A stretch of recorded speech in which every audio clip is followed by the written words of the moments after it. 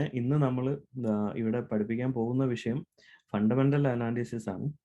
Fundamental analysis ഇന്നത്തെ ഒരു ക്ലാസ്സിനെ കൊണ്ട് ഞാൻ പഠിപ്പിക്കും എന്ന് പറഞ്ഞിട്ടുണ്ടെങ്കിൽ അത് പലർക്കും വിശ്വസിക്കാൻ ഒരു ബുദ്ധിമുട്ടുണ്ടാവും. അത് സത്യമാണ്. ഒരു ഫണ്ടമെന്റൽ അനാലിസിസ് ഒന്നും ഒരു ക്ലാസ്സിനകത്ത് ഒരു മണിക്കൂറിലോ 2 മണിക്കൂർ സെഷനോ എടുത്തിട്ട് തീർക്കാൻ പറ്റുന്ന കാര്യമല്ല ഫണ്ടമെന്റൽ അനാലിസിസ് എന്ന് പറയുന്നത്. കാരണം +2 മുതൽ ഡിഗ്രിക്കും പോസ്റ്റ് ഗ്രാജുവേഷനും എല്ലാം പഠിച്ചുകൊണ്ടിരിക്കുന്ന ഒരു വിഷയമാണ് ഈ ഫണ്ടമെന്റൽ അനാലിസിസ് എന്ന് പറയുന്നത്. വളരെ വലിയൊരു സബ്ജക്റ്റ് ആണ്.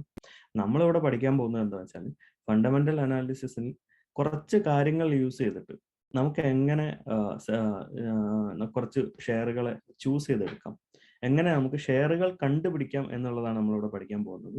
ഇപ്പൊ നമ്മൾ യൂസ് ചെയ്യുന്ന സെർച്ച് ക്രൈറ്റീരിയാസിൽ കുറച്ച് ഫണ്ടമെന്റൽ അനാലിസിസുമായി ബന്ധപ്പെട്ടിട്ടുള്ള കുറച്ച് കാര്യങ്ങൾ കടന്നു വരുന്നുണ്ട്. അപ്പൊ അത് എന്തൊക്കെയാണ് എന്ന് നമുക്കൊന്ന് ബേസിക് ആയിട്ട് അറിഞ്ഞിരിക്കാം. നിങ്ങൾക്ക് അതിനെപ്പറ്റി കൂടുതൽ അറിവില്ല എന്നുണ്ടെങ്കിൽ എന്ത് ആണ് നമ്മൾ സെർച്ച് ചെയ്യുന്നത് എന്ന് അറിഞ്ഞിരിക്കാൻ വേണ്ടിയിട്ട് ഞാൻ ആ കാര്യങ്ങളൊക്കെ ഒന്ന് വളരെ ലൈറ്റ് ആയിട്ട് ടച്ച് ചെയ്ത് പോവാം. അപ്പോൾ ഒരു ചെറിയൊരു അണ്ടർസ്റ്റാൻഡിങ് തരാൻ വേണ്ടി മാത്രം. വളരെ വലിയ രീതിയിൽ നമുക്ക് ആ വിഷയത്തിലേക്ക് ഡീപ്പറായിട്ട് പോകാൻ പറ്റില്ല. കഴിയുന്ന രീതിയിൽ നിങ്ങൾ എല്ലാവർക്കും മനസ്സിലാവുന്ന രീതിയിൽ കോമൺ മാൻസ് ലാംഗ്വേജിൽ നമുക്ക് അതെങ്ങനെ മനസ്സിലാക്കിയെടുക്കാം എന്ന് നോക്കാം. അപ്പോൾ നമ്മൾ ഇന്നത്തെ ഫണ്ടമെന്റൽ അനാലിസിസിന്റെ ക്ലാസ്സിൽ നമ്മൾ കവർ ചെയ്യാൻ പോകുന്ന കുറച്ച് കാര്യങ്ങളിൽ കുറച്ച് ജാർഗൻസ് നമ്മൾ ഇന്ന് പഠിക്കും. നമ്മൾ ഷെയർ മാർക്കറ്റിൽ സ്ഥിരമായിട്ട് കേൾക്കുന്ന കുറേ വാക്കുകളുണ്ട്. അതിൽ നിന്ന് കുറച്ച് കാര്യങ്ങൾ നമുക്കിവിടെ ഇന്ന് പഠിക്കാം. അപ്പോൾ നമ്മൾ സ്ഥിരമായിട്ട് കേൾക്കുന്ന കുറച്ച് കാര്യങ്ങളായിരിക്കും. ഒന്ന് മാർക്കറ്റ് ക്യാപിറ്റൽ, കമ്പനിയുടെ market capital, mid cap companies, small cap companies, large cap companies, blue chip companies എന്നൊക്കെ നമ്മൾ കേട്ടിട്ടുണ്ടാവും. അതേപോലെ EPS, PE ratio, PB ratio, promoter holdings, earning yield, interest coverage ratio, return on equity ROE, ROCE, ഡെപ്റ്റ് equity ratio, change in promoter holdings, pledge percentage, EBITA, അങ്ങനെ ഒരുപാട് terms നമ്മൾ പഠിക്കും. നമ്മൾ കേൾക്കാറുണ്ട് മാർക്കറ്റിനകത്ത്. പക്ഷെ ഇത് മുഴുവനായിട്ടൊന്നും നമ്മൾ പഠിക്കുന്നില്ല. ഇന്നത്തെ ഈ ക്ലാസ്സിൽ നമ്മൾ കവർ ചെയ്യാൻ പോകുന്നത് എങ്ങനെയാണ് നമ്മൾ റേഷ്യോസ് യൂസ് ചെയ്തിട്ട് നമുക്ക് വേണ്ട ഷെയറിനെ സെലക്ട് ചെയ്തെടുക്കുന്നത്. അപ്പൊ ഇങ്ങനെ നമ്മൾ സെലക്ട് ചെയ്തെടുക്കുന്ന ഷെയറിനെ നമ്മൾ പറയുന്നത് ഫണ്ടമെന്റലി സ്ട്രോങ് ആയിട്ടുള്ള ഷെയർസിനെയാണ് നമ്മൾ സെലക്ട് ചെയ്തെടുക്കേണ്ടത്. ഇപ്പോൾ ഫണ്ടമെന്റലി സ്ട്രോങ് എന്ന് പറഞ്ഞിട്ടുണ്ടെങ്കിൽ അതിന്റെ ബുക്സ് വളരെ സ്ട്രോങ് ആയിരിക്കും, അതിന് ഫ്യൂച്ചർ പൊട്ടൻഷ്യൽ ഉണ്ടാവും, പ്രോഫിറ്റബിൾ ആയിട്ട് റൺ ചെയ്യുന്ന ഒരു ബിസിനസ് ആയിരിക്കും. ഇങ്ങനെയുള്ള സ്റ്റോക്കുകളെ കണ്ടുപിടിക്കാനാണ് നമ്മൾ ഫണ്ടമെന്റൽ അനാലിസിസ് യൂസ് ചെയ്യുന്നത്. അപ്പോൾ നമ്മൾ ഇന്നിവിടെ നോക്കാൻ പോകുന്നത് മാർക്കറ്റ് ക്യാപിറ്റൽ, പിന്നെ ഏർണിങ്സ് പെർ ഷെയർ, EPS എന്താണ്, ROE എന്താണ്, റിട്ടേൺ ഓൺ ഇക്വിറ്റി എന്താണ്, ROCE, return on capital employed എന്താണ്, പ്രൈസ് ടു ഏർണിങ്സ് റേഷ്യോ എന്താണ്, പ്രൊമോട്ടർ ഹോൾഡിങ്സ്, പിന്നെ കുറച്ച് jargons like year on year എന്താണ്, ക്വാർട്ടർ ടു ക്വാർട്ടർ എന്താണ് FIIs, എന്താണ് DIIs, ഇങ്ങനത്തെ കുറച്ച് കാര്യങ്ങൾ നമുക്കിന്നിവിടെ പഠിക്കാം. നമുക്കിന്ന് ആദ്യത്തെ ടോപ്പിക്കിൽ മാർക്കറ്റ് ക്യാപിറ്റൽ ആണ്. അപ്പം മാർക്കറ്റ് ക്യാപിറ്റൽ എന്ന് പറഞ്ഞു കഴിഞ്ഞിട്ടുണ്ടെങ്കിൽ ഒരു കമ്പനിയുടെ ടോട്ടൽ നമ്പർ ഓഫ് ഷെയർസിനെ അതിന്റെ ഇന്നത്തെ മാർക്കറ്റ് വാല്യൂ, അതായത് കറണ്ട് മാർക്കറ്റ് പ്രൈസുമായിട്ട് മൾട്ടിപ്ലൈ ചെയ്ത് കിട്ടുന്ന ഒരു എമൗണ്ട് ആണ് മാർക്കറ്റ് ക്യാപിറ്റൽ എന്ന് പറയുന്നത്. ഇപ്പൊ ഇതിനെ തന്നെ 4 രീതിയിൽ മൂന്ന് രീതിയിലാണ് കാറ്റഗറൈസ് ചെയ്തിരിക്കുന്നത്. നമുക്ക് വേണമെങ്കിൽ 4 രീതിയിൽ തന്നെ കാറ്റഗറൈസ് ചെയ്യാം. ലാർജ് ക്യാപ് കമ്പനീസിന്റെ മാർക്കറ്റ് ക്യാപിറ്റൽ 20,000 കോടിയോ അതിന് മുകളിലോ ആയിരിക്കും. മിഡ് ക്യാപ് കമ്പനികൾ എന്ന് പറയുന്നത് അതിന്റെ മാർക്കറ്റ് ക്യാപിറ്റൽ 5,000 കോടിക്കും 20,000 കോടിക്കും ഇടയിലുള്ള കമ്പനികളായിരിക്കും. പിന്നെ സ്മോൾ ക്യാപ് കമ്പനികൾ എന്ന് പറഞ്ഞാൽ 5,000-ൽ താഴെ മാർക്കറ്റ് ക്യാപിറ്റലുള്ള കമ്പനികളെയാണ് സ്മോൾ ക്യാപ് കമ്പനികൾ എന്ന് പറയുന്നത്. മൈക്രോ ക്യാപ് കമ്പനികൾ എന്ന് പറഞ്ഞാൽ 1,000 കോടിക്ക് താഴെ ക്യാപിറ്റലുള്ള കമ്പനികളെയാണ് മൈക്രോ ക്യാപ് കമ്പനികൾ എന്ന് പറയുന്നത്. ഇനി ബ്ലൂ ചിപ്പ് കമ്പനികൾ എന്ന് പറഞ്ഞിട്ടുണ്ടെങ്കിൽ മാർക്കറ്റിലെ തന്നെ വളരെ എല്ലാവർക്കും അറിയാവുന്ന കമ്പനികൾ, വെൽ എസ്റ്റാബ്ലിഷ്ഡ് ആയിരിക്കും, വെൽ നോൺ ആയിരിക്കും, ഒരു വലിയ മാർക്കറ്റ് ക്യാപിറ്റലും ഈ കമ്പനികൾക്ക് ഉണ്ടാവും. 1,00,000 കോടിയുടെ എല്ലാം മാർക്കറ്റ് ക്യാപിറ്റൽ ഉണ്ടാവും. അപ്പൊ ഇതേപോലത്തെ കമ്പനികളെയാണ് നമ്മൾ ബ്ലൂ ചിപ്പ് കമ്പനികൾ എന്ന് പറയുന്നത്. ഓക്കെ, അപ്പം നമ്മൾ പിന്നെ വേറൊരു കാര്യം പറയുന്നത് എന്താ വെച്ചാൽ നമ്മൾ current market price, current market പ്രൈസിൽ ഒരു ഷെയറിന്റെ വില പിന്നെ എത്രയാണ് എന്ന് നോക്കിയിട്ടല്ല നമ്മൾ കമ്പനികളുടെ വലിപ്പം കണക്കാക്കുന്നത്. ഇപ്പൊ നമ്മളൊരു എക്സാമ്പിളിന് പറയുകയാണെങ്കിൽ MRFന്റെ ഇന്നത്തെ ഷെയർ വാല്യൂ ഏകദേശം 86,000 മുകളിലാണ്. ഇത് പഴയ പ്രസന്റേഷൻ ആണ്, അതുകൊണ്ടാണ് ഇതിൽ കാണുന്നത്. 86,000 ആണ് MRFന്റെ ഇന്നത്തെ മാർക്കറ്റ് പ്രൈസ്. പക്ഷേ അതിന്റെ മാർക്കറ്റ് ക്യാപിറ്റൽ എന്ന് പറയുന്നത് 32,000 crores ആണ്. 33,000 crores അടുത്താണ് അത് വരുന്നത്. അതേപോലെ തന്നെ TCS എന്ന് പറയുന്ന ഷെയറിന്റെ ഇന്നത്തെ മാർക്കറ്റ് പ്രൈസ് ഏകദേശം 3,400-3,500 രൂപയാണ്. അതിന്റെ മാർക്കറ്റ് ക്യാപിറ്റൽ പക്ഷേ 1,23,000 കോടിക്ക് മുകളിലാണ്. അതിന് കാരണം എന്താന്ന് പറഞ്ഞിട്ടുണ്ടെങ്കിൽ ഇവർ സ്റ്റോക്ക് സ്പ്ലിറ്റ് ചെയ്തിട്ടുണ്ട്. അതായത് നിങ്ങൾ TCSന്റെ ഒരു ഷെയർ ഹോൾഡ് ചെയ്യുന്ന സമയത്ത് 3,300 രൂപയോ അല്ലെങ്കിൽ 5,000 രൂപയോ 10,000 രൂപയോ ആയിരിക്കുന്ന സമയത്ത് അവിടെ അവർ ഈ സ്റ്റോക്കിന്റെ പ്രൈസിനെ സ്പ്ലിറ്റ് ചെയ്യും. സ്പ്ലിറ്റ് ചെയ്തിട്ട് നിങ്ങളുടെ ഒരു ഷെയർ 5 ഷെയർ ആവും. നിങ്ങളുടെ അക്കൗണ്ടിൽ ഇരിക്കുന്ന ഒരു ഷെയറിനെ ഡിവൈഡ് ചെയ്തുകൊണ്ട് അതിന് 5 ഷെയർ ആയിട്ട് നിങ്ങളുടെ അക്കൗണ്ടിൽ ഡെപ്പോസിറ്റ് ചെയ്യും. 5,000 എന്നുള്ള പ്രൈസ് 1,000 രൂപയായിട്ട് മാറും. അപ്പൊ നിങ്ങളുടെ ടോട്ടൽ എമൗണ്ടിനകത്ത് വ്യത്യാസം വരില്ല, പക്ഷെ ഈ ഷെയറിന്റെ വിലയിൽ ഒരു വ്യത്യാസം വരും. അങ്ങനെ സ്റ്റോക്ക് സ്പ്ലിറ്റ് നടക്കുന്നത് കൊണ്ടാണ് അതിന്റെ വില കുറഞ്ഞിരിക്കുന്നത്. അപ്പൊ നമുക്ക് ഒരിക്കലും കറണ്ട് മാർക്കറ്റ് പ്രൈസിനെ ഈ കമ്പനിയുടെ മാർക്കറ്റ് ക്യാപിറ്റലോ അല്ലെങ്കിൽ കമ്പനിയുടെ സൈസോ തിരിച്ചറിയാൻ വേണ്ടി യൂസ് ചെയ്യാൻ സാധിക്കില്ല എന്നാണ് ഈ ഒരു ഇതിലൂടെ ഞാൻ പറയുന്നത്. ഓക്കെ, അപ്പം നമ്മൾ എന്തിനാണ് ഈ large cap, mid cap, small cap കമ്പനികൾ അറിഞ്ഞിരിക്കണം എന്ന് പറയുന്നത്? ഒരു ലാർജ് ക്യാപ് കമ്പനിയിൽ നമ്മൾ ഇൻവെസ്റ്റ് ചെയ്യുമ്പോൾ നമ്മളുടെ റിസ്ക് ടു റിവാർഡ് റേഷ്യോ ആണ് അവിടെ ഡിഫൈൻ ചെയ്യേണ്ടത്. ഇപ്പൊ നമ്മൾ ലാർജ് ക്യാപ് കമ്പനീസിൽ നമ്മൾ ഇൻവെസ്റ്റ് ചെയ്യുന്ന സമയത്ത് നമുക്ക് റിസ്ക് കുറവായിരിക്കും. ആ ഒരു ഷെയറിനകത്ത് നമുക്ക് നഷ്ടം വരാനുള്ള സാധ്യത കമ്പയറിംഗ് ടു ഒരു മിഡ് ക്യാപ് കമ്പനികളായിട്ട് കമ്പയർ ചെയ്യുമ്പോൾ അതിന്റെ റിസ്ക് കുറഞ്ഞിരിക്കും. അതേപോലെ തന്നെ ഒരു മിഡ് ക്യാപ് കമ്പനിയിൽ ഇൻവെസ്റ്റ് ചെയ്യുന്ന സമയത്ത് നമ്മൾ ഒരു സ്മോൾ ക്യാപ് കമ്പനിയിൽ ഇൻവെസ്റ്റ് ചെയ്യുന്നതിനെക്കാട്ടും റിസ്ക് കുറഞ്ഞിരിക്കും. പക്ഷെ ഒരു ലാർജ് ക്യാപ് കമ്പനിയിൽ ഇൻവെസ്റ്റ് ചെയ്യുന്നതിനെക്കാട്ടും റിസ്ക് കൂടുതലായിരിക്കും. അപ്പം മാർക്കറ്റ് ക്യാപിറ്റൽ കുറഞ്ഞ കമ്പനികളിൽ ഇൻവെസ്റ്റ് ചെയ്യുന്നതിനനുസരിച്ച് നമ്മളുടെ റിസ്ക് കൂടിക്കൊണ്ടിരിക്കും. ഇപ്പൊ റിസ്ക് കൂടുതൽ എടുക്കുന്ന സമയത്ത് നമ്മളുടെ റിവാർഡിലും അതുപോലെയുള്ള വ്യത്യാസം ഉണ്ടാവും. ഇപ്പോൾ ലാർജ് ക്യാപ് കമ്പനികളിൽ നിന്ന് നിങ്ങൾക്ക് കിട്ടാവുന്ന ലാഭം കുറവായിരിക്കും കമ്പയറിംഗ് ടു മിഡ് ക്യാപ് കമ്പനികൾ. ഒരു സ്മോൾ ക്യാപ് കമ്പനിയിൽ നിന്ന് നിങ്ങൾക്ക് കിട്ടാവുന്ന ലാഭം കൂടുതലായിരിക്കും കമ്പയറിംഗ് ടു മിഡ് ക്യാപ് കമ്പനികൾ. നിങ്ങൾക്കത് മനസ്സിലായി എന്ന് വിചാരിക്കുന്നു. നമുക്ക് നമ്മളുടെ അടുത്ത ടോപ്പിക്കിലേക്ക് പോവാം. ഇവിടെ നമ്മൾ കവർ ചെയ്യുന്നത് ഏർണിങ്സ് പെർ ഷെയർ എന്താണെന്നാണ് നമ്മൾ നോക്കുന്നത്. EPS എന്ന് നിങ്ങൾ കേട്ടിട്ടുണ്ടാവും. ഇപ്പൊ നമ്മൾ ഒരു ഷെയറിനെ സെലക്ട് ചെയ്യുമ്പോൾ നമ്മൾ ആദ്യം നോക്കുന്ന ഒരു വാല്യൂവിൽ ഒന്നാണ് EPS എന്ന് പറയുന്നത്, ഏർണിങ്സ് പെർ ഷെയർ. എന്താണ് ഏർണിങ്സ് പെർ ഷെയർ? ഇപ്പൊ EPSന്റെ ഇക്വേഷൻ എന്താണ്? EPS is equal to net income divided by number of shares outstanding. അതായത് മൊത്തം മാർക്കറ്റിലുള്ള ഷെയർസിനെ ടോട്ടൽ നെറ്റ് ഇൻകം കൊണ്ട് ഡിവൈഡ് ചെയ്തിട്ട് കിട്ടുന്ന ഒരു നമ്പറാണ് EPS എന്ന് പറയുന്നത്. അപ്പൊ നമ്മളിവിടെ ഒരു എക്സാമ്പിൾ പറയുകയാണെങ്കിൽ 1,00,000 രൂപ കമ്പനി, 10,000 ഷെയർ ആണ് ആ കമ്പനിക്ക് മൊത്തം ഉള്ളതെന്ന് വെച്ചാൽ 1 lakh ഡിവൈഡഡ് ബൈ 10,000. അപ്പൊ EPS 10 ആണ് വരിക. അപ്പൊ നമ്മൾ ആ കമ്പനിയുടെ EPS എന്താണെന്ന് നമ്മൾ മനസ്സിലാക്കി കഴിഞ്ഞു. അപ്പൊ ഇവിടെ നമ്മൾ പിന്നെ കഴിഞ്ഞ ഒരു 5 വർഷത്തിൽ കമ്പനിയുടെ EPS എങ്ങനെയാണെന്ന് നോക്കേണ്ടത്. ഓരോ വർഷം കമ്പനി എത്ര EPS തരുന്നു. ഈ ഒരു ഫിനാൻഷ്യൽ ഇയറിൽ ചിലപ്പോൾ കമ്പനിയുടെ EPS 20, 30 എന്നൊക്കെ കണ്ടിട്ട് ഈ കമ്പനി വളരെ നല്ല കമ്പനികളാണെന്ന് നമ്മൾ അസ്യൂം ചെയ്യരുത്. കാരണം അവിടെ പല റീസൺസും ഇതിനെ ഫാക്ടർ ചെയ്യുന്നുണ്ടാവും. പല റീസൺസ് എന്ന് പറഞ്ഞിട്ടുണ്ടെങ്കിൽ ചിലപ്പം കമ്പനിയുടെ ലോൺ ഉണ്ടാവാം, അല്ലെങ്കിൽ ചിലപ്പോൾ ഏതെങ്കിലും ഒരു പ്രോപ്പർട്ടി വിറ്റിട്ട് കിട്ടുന്ന ഒരു പൈസ ഉണ്ടാവാം. ഇതൊക്കെ അതിന്റെ സ്റ്റേറ്റ്മെന്റിൽ വരികയും അത് EPSനെ ബാധിക്കുകയും ചെയ്യും. അപ്പൊ നമ്മൾ അതൊരു എന്താ പറയാ, ഒരു 5 വർഷത്തേക്ക് ഒരു കമ്പാരിസണിൽ വേണം നമ്മളത് നോക്കാൻ. ഇപ്പൊ ഞാൻ ഈ ടോപ്പിക്കിലേക്ക് കടന്ന സമയത്ത് നിങ്ങൾക്ക് എല്ലാവർക്കും ഒരു സംശയം ഉണ്ടാവും, ഇതൊക്കെ നമുക്ക് എവിടെ നിന്നാണ് നോക്കാൻ പറ്റുന്നത് അല്ലെ? ഈ EPS കണ്ടു അല്ലെ, EPS ഇപ്പം ഇത്രയാണെങ്കിൽ നമുക്ക് എടുക്കാം അല്ലെങ്കിൽ വാങ്ങിക്കാം എന്ന് നമ്മൾ പറയുന്നു. ഇത് എവിടെ വെച്ച് നോക്കും എന്നുള്ളൊരു സംശയം എല്ലാവർക്കും ഉണ്ടാവും. നിങ്ങൾ പേടിക്കേണ്ട, അതിലേക്കെല്ലാം നമ്മൾ വളരെ വിശദമായിട്ട് തന്നെ കവർ ചെയ്യും. എങ്ങനെയാണ് ഇത് എവിടെ നിന്നാണ് നോക്കേണ്ടത് എന്നുള്ള കാര്യത്തിലൊക്കെ നമ്മൾ കവർ ചെയ്യും. ഓക്കെ, പിന്നെ EPS എന്താണെന്ന് ഞാൻ പറഞ്ഞു.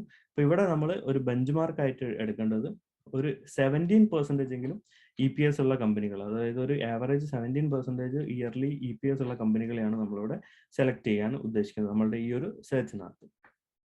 ഇനി നമുക്ക് നെക്സ്റ്റ് എന്താണെന്ന് നോക്കാം. EPSന്റെ എക്സാമ്പിൾ ഞാൻ നേരത്തെ പറഞ്ഞു കഴിഞ്ഞു, എങ്ങനെയാണ് EPS കണ്ടുപിടിക്കുന്നത് എന്നുള്ളത്.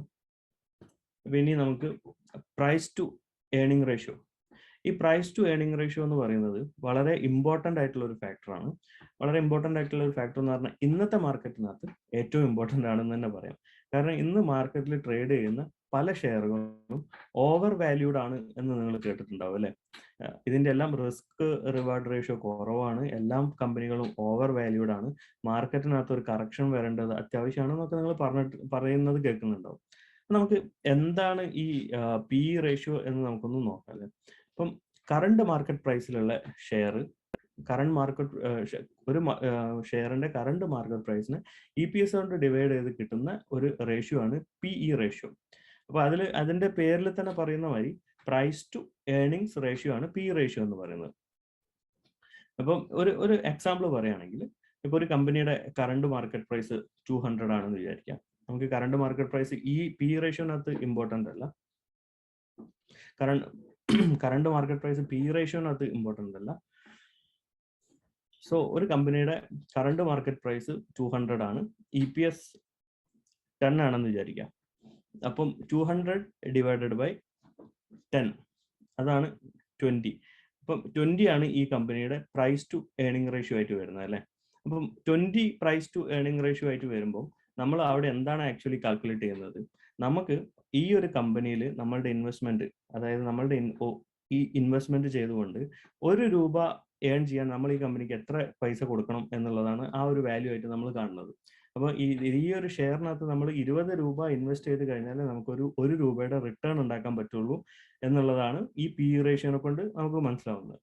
പക്ഷേ ഈ PE റേഷ്യോ മാത്രം നോക്കിക്കൊണ്ട് നമുക്കൊരു കമ്പനീനെ വാല്യൂ ചെയ്യാൻ പറ്റില്ല. കാരണം എന്താണെന്ന് വെച്ചിട്ടുണ്ടെങ്കിൽ മാർക്കറ്റിലുള്ള പല കമ്പനികളുടെയും PE റേഷ്യോ 100ന്റെ മുകളിലായിരിക്കും. ചില കമ്പനികളുടെ PE റേഷ്യോ 60, 70, 100ന്റെ മുകളിലായിരിക്കും. അങ്ങനെ പല ഹയർ വാല്യൂസിലുള്ള റേഷ്യോസ് ഉണ്ടാവും. അപ്പൊ ഈ കമ്പനികളിൽ നമ്മൾ ഇൻവെസ്റ്റ് ചെയ്തുകൊണ്ട് നമുക്ക് ഒരു ലാഭവും ഉണ്ടാക്കാൻ പറ്റില്ല എന്നല്ല അതിന്റെ അർത്ഥം. ഒരു കമ്പനിയുടെ PE റേഷ്യോ ഹൈ ആയിട്ട് ഇരിക്കുകയാണെങ്കിൽ അതിൽ എന്താണ് മീൻ ചെയ്യുന്നതെന്ന് വെച്ചാൽ ഈ കമ്പനിയിൽ ഇൻവെസ്റ്റേഴ്സിന് കൂടുതൽ ബിലീഫ് ഉണ്ട്, അല്ലെങ്കിൽ ഈ കമ്പനിയുടെ ഫ്യൂച്ചർ പൊട്ടൻഷ്യൽ വളരെ നല്ലതാണ് എന്ന് കണ്ടുകൊണ്ട് അല്ലെങ്കിൽ എന്ന് മനസ്സിലാക്കിക്കൊണ്ടാണ് ആൾക്കാർ ഈ കമ്പനി പിന്നെയും വാങ്ങാൻ നിൽക്കുന്നത്. അപ്പോൾ നമ്മൾ ഇതൊരു പിയർ ടു പിയർ കമ്പാരിസൺ ആയിട്ട് വേണം എടുക്കാൻ. അതായത് ഇതേ സെക്ടറിൽ വർക്ക് ചെയ്യുന്ന മറ്റ് കമ്പനികളുടെ PE റേഷ്യോസ് എത്രയാണ്. അപ്പൊ ഈ നമ്മൾ ഒരു ബാങ്കിങ് സെക്ടർ എടുക്കുകയാണ്. ബാങ്കിങ് സെക്ടറിനകത്ത് നമ്മൾ ആക്സിസ് ബാങ്കിന്റെ PE ആണ് ചെക്ക് ചെയ്യുന്നത് വിചാരിക്കുക. ലെറ്റ്സ് സേ ആക്സിസ് ബാങ്കിന്റെ PE 80 ആണ്. അപ്പൊ നമ്മൾ ഇതേ സെഗ്മെന്റിൽ വർക്ക് ചെയ്യുന്ന മറ്റ് ബാങ്കിങ് കമ്പനികളെ കൂടി നമ്മൾ എടുക്കുക, ലൈക്ക് ICICI, HDFC ബാങ്ക്, ഇതേപോലത്തെ കമ്പനികളുടെ ഒക്കെ PE റേഷ്യോ എടുത്ത് നോക്കാം. അവിടെ എല്ലാം നോക്കുന്ന സമയത്ത് ഏകദേശം ഈ ഒരു 80, 70, 90 റേഞ്ച് ഒക്കെ ആണെങ്കിൽ ഓക്കെ, ഇത് പിയർ ടു പിയർ കമ്പാരിസണിനകത്ത് ഇതിന്റെ PEയും മാർക്കറ്റ് PEയും ആയിട്ട് ഓൾമോസ്റ്റ് സെയിം ആണ് പോകുന്നതെന്ന് കണ്ടാൽ നമുക്ക് ഈ കമ്പനീനെ വാങ്ങിക്കാൻ പറ്റും. അറ്റ് ദ സെയിം ടൈം ഇതിന്റെ ആക്സിസ് ബാങ്കിന്റെ PE റേഷ്യോ 80ഉം മറ്റുള്ള കമ്പനികളുടേത് 30ഉം ഒക്കെ 20ഉം ഒക്കെ ആയിരിക്കുകയാണെങ്കിൽ നമുക്ക് പറയാം ഈ കമ്പനി ഓവർ വാല്യൂഡ് ആണ്, there is something in it എന്ന് പറഞ്ഞുകൊണ്ട് നമുക്ക് വേണമെങ്കിൽ അതിനെ ഓവർ വാല്യൂഡ് ഷെയർ എന്ന് പറഞ്ഞുകൊണ്ട് നമുക്ക് അതിനെ മാറ്റി നിർത്താൻ പറ്റും. ഓക്കെ, അപ്പൊ ഇതേപോലെ തന്നെ നേരെ തിരിച്ചു നമ്മൾ എടുക്കുന്ന ഒരു കമ്പനിയുടെ PE റേഷ്യോ 20 ആണ്, മാർക്കറ്റിലുള്ള പിയർ ടു പിയർ കമ്പാരിസണിനകത്ത് നമുക്ക് കിട്ടുന്ന ബാക്കി എല്ലാ കമ്പനികളുടെയും PE റേഷ്യോ ഒരു 40, 50 ഒക്കെ ആണ്, ഒക്കെ വളരെ കൂടുതലാണെങ്കിൽ നമ്മൾ മനസ്സിലാക്കണം ഈ കമ്പനിക്ക് എന്തോ ഒരു നെഗറ്റീവ് പോയിന്റ് ഉണ്ട്, അതുകൊണ്ടാണ് ഇൻവെസ്റ്റേഴ്സ് ഈ ഒരു കമ്പനിയെ അധികം വാല്യൂ ചെയ്യാത്തത് എന്ന് നമ്മൾ മനസ്സിലാക്കണം. അതാണ് ഇതിന്റെ PE. നമുക്ക് ഇപ്പം നമ്മൾ കഴിഞ്ഞ ക്ലാസ്സിൽ നമ്മൾ IPO പറ്റിയിട്ട് വളരെ വിശദമായിട്ട് പഠിച്ചു അല്ലെ. എന്താണ് IPO, എങ്ങനെയാണ് ഒരു IPO മാർക്കറ്റിലേക്ക് വരുന്നത് എന്നുള്ള കാര്യങ്ങളൊക്കെ നമ്മൾ പഠിച്ചു. ഇപ്പൊ റീസെന്റ് മാർക്കറ്റിൽ വരാൻ പോകുന്ന ഒരു IPO നിങ്ങൾ എല്ലാവരും കേട്ട് കാണും അല്ലെ. നൈക്കയുടെ IPO വരുന്നു. മാർക്കറ്റിൽ ഭയങ്കര ഓളം ഉണ്ടായിക്കൊണ്ടിരിക്കുകയാണ് അല്ലെ നൈക്കയുടെ ഒരു IPO. അപ്പോൾ നമുക്ക് ഈ നൈക്കയുടെ ഈ ഒരു ഫിനാൻഷ്യൽസ് നമുക്കൊന്ന് ചെക്ക് ചെയ്തുകൊണ്ട് ഈ PE റേഷ്യോ എന്താണെന്ന് നമുക്കൊന്ന് മനസ്സിലാക്കാം. ഓക്കെ, ഇപ്പൊ ഇവിടെ നൈക്കയുടെ വില മാർക്കറ്റിൽ ഇതിന്റെ എന്താ പറയാ കട്ട് ഓഫ് പ്രൈസ് എന്ന് പറയുന്നത് 1125 റുപ്പീസ് ആണ് ഇതിന്റെ കട്ട് ഓഫ് പ്രൈസ് എന്ന് പറയുന്നത്. അപ്പൊ നമ്മൾ ഇതിന്റെ ഒരു ഫിനാൻഷ്യൽസ് എടുത്തു നോക്കുകയാണെങ്കിൽ ഫിനാൻഷ്യൽ ഇയർ 19 കമ്പനി 32 കോടിയുടെ നഷ്ടമായിരുന്നു ഉണ്ടായിരുന്നത്. പിന്നെ ഫിനാൻഷ്യൽ ഇയർ 1920 കമ്പനി ഏകദേശം 12 കോടിയുടെ നഷ്ടമാണ് ഉണ്ടായിരിക്കുന്നത്. ഫിനാൻഷ്യൽ ഇയർ 21 75 ക്രോറിന്റെ പ്രോഫിറ്റ് ഉണ്ട്. ഇത് ബേസ് ചെയ്തുകൊണ്ട് ഈ കമ്പനിയുടെ EPS ആണ് ഇവിടെ താഴെ എടുത്തിരിക്കുന്നത്. ഫിനാൻഷ്യൽ ഇയർ 19 ഈ കമ്പനിയുടെ EPS വരുന്നത് -6 ആണ്. ഫിനാൻഷ്യൽ ഇയർ 20 വരുന്നത് -4 ആണ്. ഫിനാൻഷ്യൽ ഇയർ 21 ഇതിന്റെ EPS റേറ്റ് എന്ന് പറയുന്നത് 1.4 ആണ്. അപ്പൊ ഇതിനെ കമ്പയർ ചെയ്തുകൊണ്ട് നമ്മൾ ഇവിടെ എടുക്കുകയാണെങ്കിൽ 1125 ഡിവൈഡഡ് ബൈ 1.4, അതായത് ഈ EPS നമ്മൾ എടുത്തു കഴിഞ്ഞാൽ ഇതിന്റെ പി റേഷ്യോ ആയിട്ട് നമുക്ക് കിട്ടുന്നത് 803 ആണ്. അപ്പോൾ 803 എന്ന് പറയുന്നത് വളരെ വലിയൊരു പി റേഷ്യോ അല്ലേ. കാരണം നമുക്ക് ₹1 ഏൺ ചെയ്യാൻ വേണ്ടിയിട്ട് നമ്മൾ 803 റുപ്പീസ് ഈ കമ്പനിക്ക് നമ്മൾ പേ ചെയ്യണം, അല്ലെങ്കിൽ ഈ ഒരു ഷെയറിൽ ഇൻവെസ്റ്റ് ചെയ്യണം എന്ന് പറഞ്ഞിട്ടുണ്ടെങ്കിൽ അതൊരു സെൻസ് ഉണ്ടാക്കുന്നില്ല അല്ലേ. കാരണം നമ്മൾ ബാങ്കിൽ ഇട്ടിട്ടുണ്ടെങ്കിൽ നമുക്ക് 5% ഇൻട്രസ്റ്റ് കിട്ടും ഫിക്സഡ് ഡെപ്പോസിറ്റ് ഇട്ട് കഴിഞ്ഞാൽ. പിന്നെ എന്തിനാണ് ഇതിൽ വന്നിട്ട് നമ്മൾ ഇൻവെസ്റ്റ് ചെയ്യുന്നത് എന്നുള്ളൊരു ചോദ്യം എല്ലാവർക്കും ഉണ്ടാവാം. അപ്പൊ അതിന്റെ ഇമ്പോർട്ടൻസ് എന്താന്ന് പറഞ്ഞിട്ടുണ്ടെങ്കിൽ ഈ ഒരു കമ്പനിയുടെ മാർക്കറ്റ് ക്യാപിറ്റൽ എന്ന് പറയുന്നത് ഏകദേശം 53,000 കോടിയാണ്. വളരെ പുതിയ ഒരു ബിസിനസ്സാണ്. അതൊരു യുണീക്ക് മോഡലാണ്. ഈ ഒരു ഓൺലൈൻ ബിസിനസ് ഇത്രയും എന്താ പറയാ ബിസിനസ് ജനറേറ്റ് ചെയ്യുന്നു. ഇപ്പൊ അവരുടെ റെഡ് ഹെയറിംഗ് പ്രോസ്പെക്ട് എന്ന് പറഞ്ഞിട്ട് അവര് ഈ IPO എന്തിനു വേണ്ടിയിട്ടാണ് അവർ ചെയ്യുന്നത് എന്നുള്ള കാര്യങ്ങളെല്ലാം അവർ അതിനകത്ത് വിശദമായിട്ട് പറഞ്ഞിട്ടുണ്ട്.